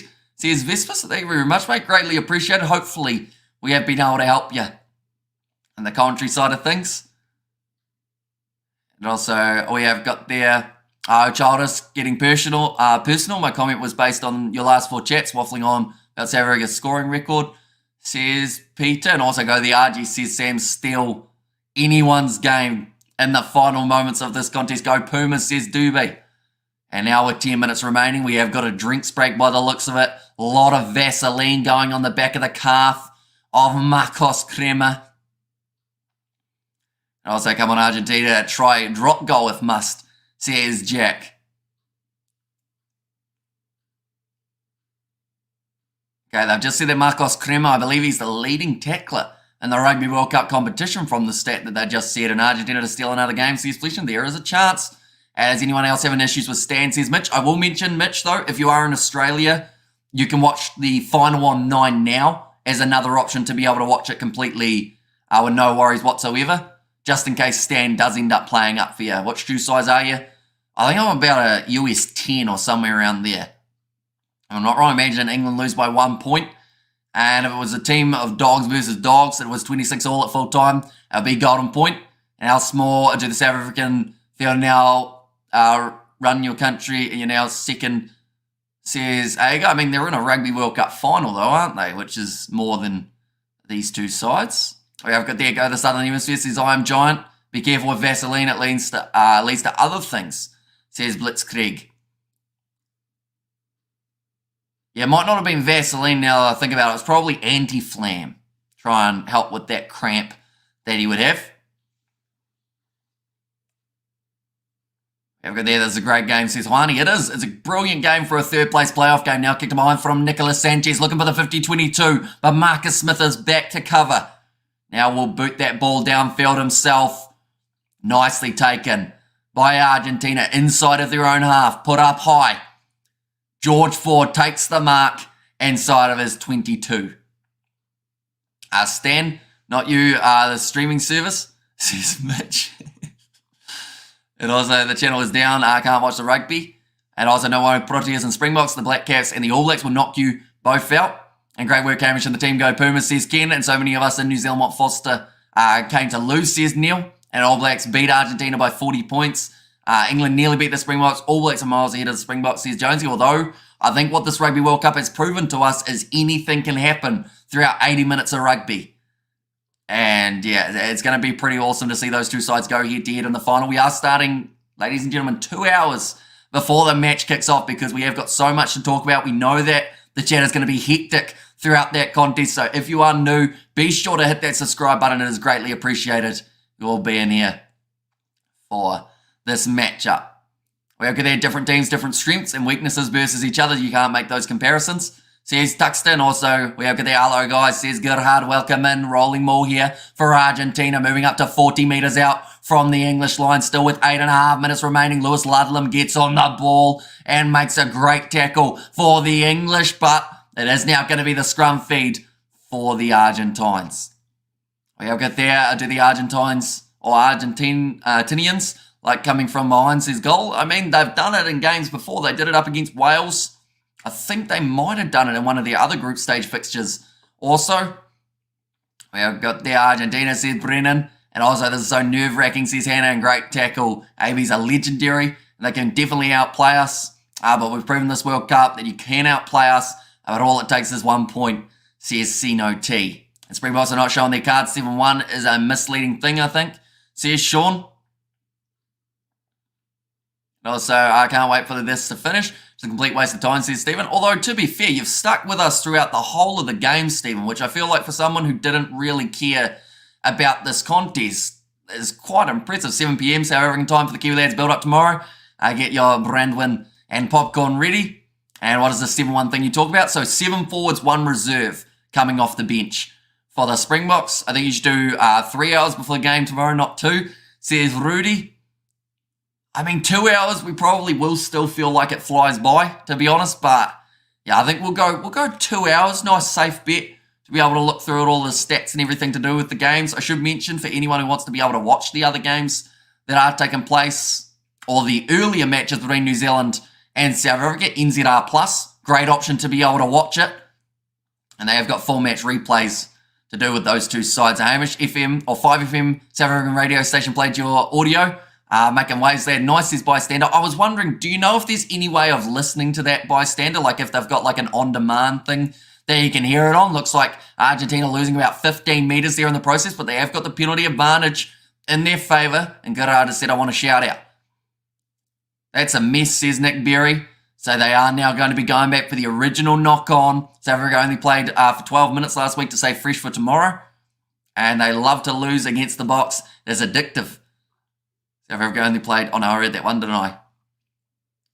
And are you commentating the final tomorrow? We certainly are. I'm watching from Poland. What's your take on the penalty count? Says Matthew. It's been pretty decent throughout this game in terms of the lower numbers. Argentina look dangerous, says Jan. And Kiwis will win. Is South Africa too tired now?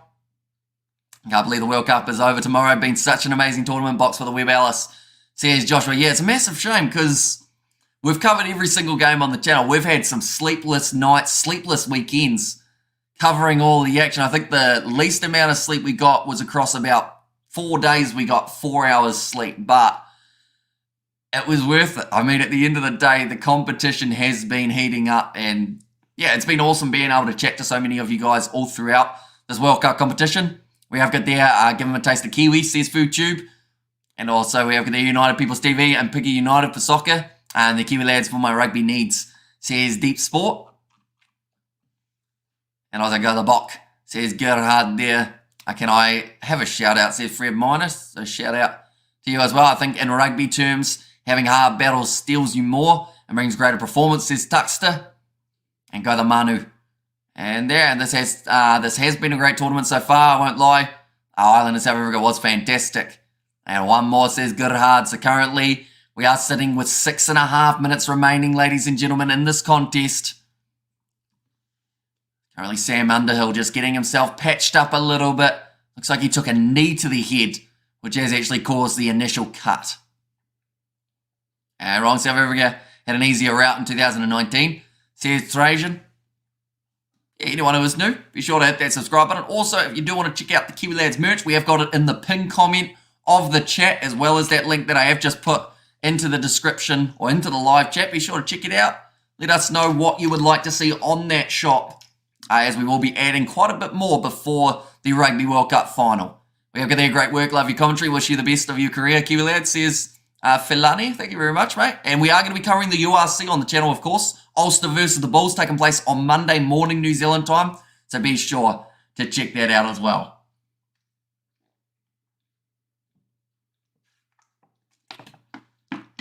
And Manu Tuolangi, the man. He's been pretty quiet this game, but he's had a sensational Rugby World Cup competition. That is for sure. Now wraparound play from Argentina. Mateo Carreras bumps off Marcus Smith for not the first time in this matchup. They've got the advantage now, Argentina. Another tackle made this time by Ollie Lawrence. And they'll go back for the penalty. This will make it a drawn contest, Ladies and gentlemen, the whole of Africa is rooting for the Bok, by the way. Millions of new fans, says Sean. And go Argentina, says Doobie. And also, we have got there, come on England, says JDM in the chat. As well, I don't think the tie is going to stay on the whole game tomorrow night.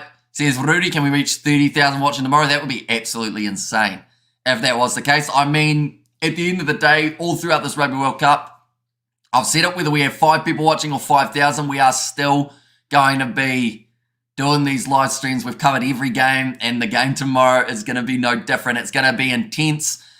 It's going to be nerve-wracking, but it's going to be absolutely awesome. Can you say happy birthday to Alyssa? Hopefully I've said that correctly. For me, please say happy birthday, Alyssa. Sorry, I mispronounced your name many times, but I hope you have a great birthday. And also, we've got that shout out, says Good Heart. We've shouted you out like 3 times. Good Heart already. And AB's can expect a Twickenham result. Says Mitch. What's your favourite game so far of the World Cup? Oh, I mean, New Zealand, Ireland was right up. Quarterfinals in general, to be honest. All 4 games were edge of the seat encounters, which was absolutely awesome. Okay, Nicolas Sanchez with 5.5 minutes remaining. I believe there is a player down currently with injury. Come on, Argentina, now is the time.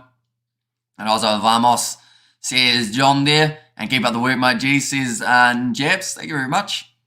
And will England win 8.5 plus? I don't think so, no. And please, Pretty Phil, I'll keep you lads reach the big 50k.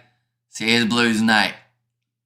And the kick is missed from Sanchez. He has not missed many throughout the World Cup. What was the shock result of this World Cup? I mean, you could say to a certain extent the Portuguese beating the Fijians, but like Argentina beating Wales would be considered as a bit of an upset there. Ireland getting knocked out. But then saying that, the All Blacks were expected. How will you commentate if they are playing intense? Says Crowning Glory. Well, they're not. Luckily, they're playing at Stade de France, same location as this one. And also, we have got the OK Box, or OK Pumas, let's go, says Brennan. This could be the end of it now, says Rugby. Although you wonder whether or not maybe with that missed kick, can the Argentines score a try instead? That would give them the lead. Now, Augustin Crevy. Tackled well. Bazin Velez goes off to the left-hand side. Nicolas Sanchez now gets his pass away. Inside Borta Mateo Carreras trying to steamroll over the top of David Ribbons. Rush defence from Maro Atoje. The last thing that England want is to give away another penalty inside Borta Nicolas Sanchez. Now 42 metres out from the line. 4 minutes remaining on the clock. Crema gets the offload away. Now Bazin Velez going to the left-hand side. 7 phases in a row now. He thinks he's Libok, says Krampus. And last minute try is an English tradition. And Halloween, watch out for the boogeyman, says Blues Nate. Yeah, we could add some sort of Halloween merchandise perhaps to the shop, seeing as we are just there around the corner. Remember the guitar, says Jane 9. Now off to the right hand side, Juan Martin Gonzalez pins his ears back, gets to 38 metres from the try line. That one's hit the referee, so it will now be a scrum feed. Oh, hang on, it's accidentally hit the referee, so the scrum feed's actually going to go to England, I think. And we have got there, I'm not a big rugby fan, but sort out a stream to see what's happening. I want to tell you you're doing a fab job. Thanks for streaming, says, was there from Sean? Thank you very much. Usually appreciated. I was at a Halloween party, and also South Africa lost to Ireland for me. It was a great stream, even though we lost, says Rudy. And also, we have got there, this game is going to be like Springboks versus Ireland, except kicks will be slotted, drop goals will be attempted. It'll be a low-scoring game, says JP. And this is getting intense. So, yeah, accidental offside. So, I think it's going to be a scrum feed for England in this case, because of it. The right decision has been made. They'll see get it and score, says John. Now only 3 minutes remaining. Owen Farrell having a couple sips of water just before. What's your facial care routine? I step in a shower. That's about it, really. Hamish watching the Kiwis and Kangaroos later tonight. Be interesting for the Kiwis. I'm looking forward to that game. I think I'm going to have to watch a replay with when cricket is ending. Thomas Kubeli cannot watch. He is on the sideline with his hands over his eyes. You lads have done good, says J9. Thanks, Hamish. Great commentary. Every match so far. Can't wait till tomorrow, says Brennan. And yeah, I'm looking forward to it. It's going to be a great game, and I just hope it's as free-flowing as a lot of people are anticipating for it to be. As long as it's a good match, that's the main thing. Like, either way, both sides are going to go out there and put 110% into this contest. Argentina should be ashamed of losing to England, says Stephen. I mean, England were about 5th ranked in the world rankings at the start of this Rugby World Cup, of course. The margin already a lot closer than it was the last time these two sides played. We have got there how many games have we had where it's gone down to the last minute, only Wales versus Argentina since the quarters, said Lord Inquisitor. And 5FM didn't give credit when they played your audio bit off sides. I don't think we can recall the audio being played unless FM pull up their history, says Bystander. And also, what's your thoughts on Kiwis versus the Wallabies in India, says Shame. I think that hopefully the Bledisloe Cup next year will be close. Of course, the two sides playing off in Rugby League later on tonight. That's going to be an awesome game. Do you realise you made 42k new friends during this World Cup? I realise that we're extremely lucky in terms of the amount of new people we've been able to meet. I always say these live streams, like, yes, we could do the commentary with chat turned off, but that would be nowhere near as fun. And it's one of those ones that I feel like the fact that we've been able to interact with so many people around the world have made this World Cup so special. As merch on the homepage, says Robert, I do need to add it to the homepage of our Kiwis. Oh, Ollie Lawrence has taken a bit of a dive there trying to win the penalty, but that is the link to the merch there, Robert. And also in the pinned comment, there is a link as well. Mateo Carreras rolling forward, 25 metres out from the line. The Pumas have got 2 minutes to score 3 points. Big tackle made. Oh, someone's holding their face. I think that's Owen Farrell. But 22 metres out from the line. Get them back up to their feet. Skip pass from Argentina. They are now 40 metres from the line. Emiliano Boffelli tackled low by Freddie Stewart. And wrestled down now by George Ford. Ball pops out the side, and England have got the position back. Let's say hello to Big James. Hello, Big James. Oh, is he? No. Okay, they are stopping now due to the injury of Owen Farrell.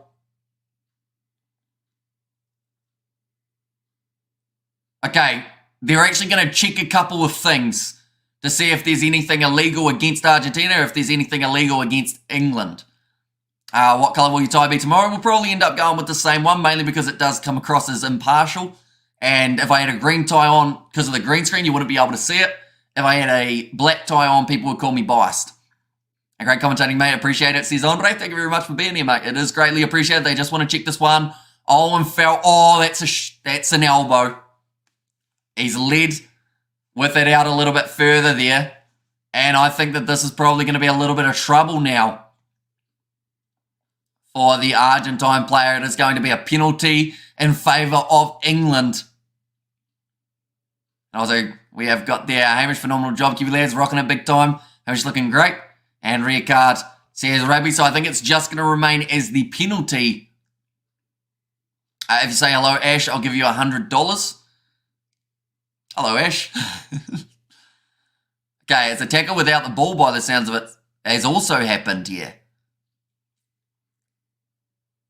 Okay. There's no knock on. It's come off an Argentinian knee, though. This is going to be a big call, whatever they go with, because they're trying to work out whether or not it was leading with a forearm on Owen Farrell. I believe they are checking that just now. But I think this will end up being a penalty against the Pumas for the arm leading extended with the elbow to the head of Owen Farrell. Farrell cheating, says Jimbo. We're going to see it here once more. It's this next challenge. Does Farrell... Okay, they've checked the wrong one. There's no tackle without the ball. I believe it's going to be an Argentine scrum, is it? Okay, Nick Berry says he's hit it and then he's pushed him off. Mateo Carreras is asking for a head-eye tackle. He hasn't been hit in the head, though. Okay, this is very confusing. But either way, I think we're about to have a scrum, ladies and gentlemen. There's 1 minute 20 remaining in this contest. Whose scrum is it? Okay, England are in possession. for the scrum after many talking points for the TMO and the referee. They have decided England's scrum feed will remain. And now with only 80 seconds remaining, can they get themselves over the line here, England? Bias ref says Cliff. And also Farrell crying says Jimbo. I mean, he was not happy. I think is the best way of describing it for Owen Farrell in that case. Now Danny Keir to feed this ball in for England. 90 seconds.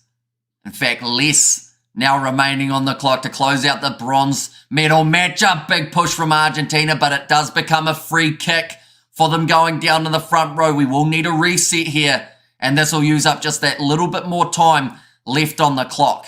And last chance Argentina take it, says Doobie. Yeah, if there's ever a time for Argentina to get it right, at scrum time it is right now. They have given away a few scrum advantages already throughout this game, being told to stay strong. And Farrell is never happy. What you mean, says Pads of Blaze. And Owen got some payback, says Cy. And there, rugby is coming too soft. These slow-mo replays from 20 angles, says Tens. And Cap, says Jordan. Now 60 seconds left on the clock. And once again, it will be Danny Keir to feed this scrum in for the English. Nervous faces on the bench. Like so Tom Curry, he knows that he did what he could in the starting lineup, but now he has to wait to see how it goes. Massive scrum from Argentina, looking to strip this ball away. England will have about 4 phases or so that they need to put together, but the counter ruck coming in from Argentina. Not able to get it back though. Danny Keir now, he's got to use that, and he has. Going off to David Ribbons, onto the ball. Argentina unable to get that turnover. It's going to be a frustrating 20 seconds for Los Pumas if they are unable to get that last turnover. 10 seconds remaining. Popped up to Lewis Ludlam. And now, counter ruck. Argentina, he needs backup. None of the other players for Los Pumas actually committed, and now it's going to be the penalty in favour of England. They will take out the bronze medal. Whoever that Argentine player was, it looked like he was all by himself, and he could have counter-rucked if he had 1 or 2 more players with him, but it's kicked into touch by Farrell. England will take out 3rd place in this Rugby World Cup final, or the Rugby World Cup Bronze Final. I should say England are world champs of lying all over the ball. And good game, England, says Tuxter. And thank God this game is finally finished, says Stephen. And damn it, says Sino T. And I was like, and haven't you been a lifesaver for those in South Africa? I haven't been able to be able to access the live matches on TV, says Sally. And yeah, we will be back for the Rugby World Cup final as well, just around the corner, ladies and gentlemen. So if you are new, be sure to leave a like and subscribe. This game nobody wants to win. But I mean, at the end of the day, England will take that. They've had some pretty close games over their last 3 contests. The highest points differential in their last 3 games has been 6. It's gone down to the wire. Thank you, Amish, says Robert.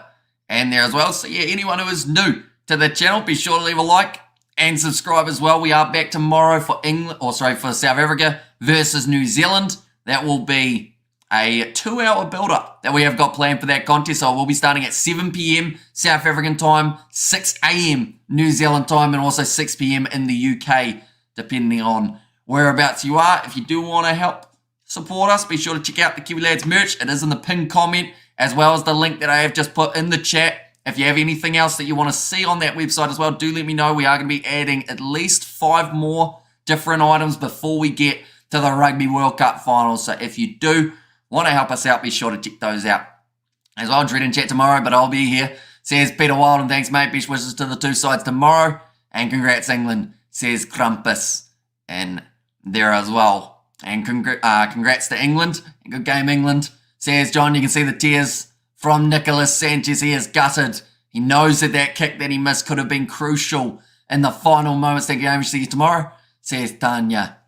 And there as well. But I think the realization for Nicholas Sanchez as well is that is his last time in a Rugby World Cup for Argentina. Perhaps even the last time ever that we see Nicholas Sanchez put on that Argentine kit. A referee no good, says Penny Jamini. I mean, it's one of those ones though that yes, there were 3 points difference, but certain decisions in this game I think did impact the game a little bit, but I don't think it changed the outcome. At the end of the day, Argentina's first try was scored off a forward pass earlier on in the build-up, but they didn't go back to check it. So I think both sides, they probably had their moments where they were helped, and then there were times that they felt they were up against it. And get some rest, everyone. Rest your thumbs and your voices tomorrow, because we're going to be fire. Says Denzel, and good night, Hamish. See you with the World Cup. Says a rugby and Argentinians attack was massive.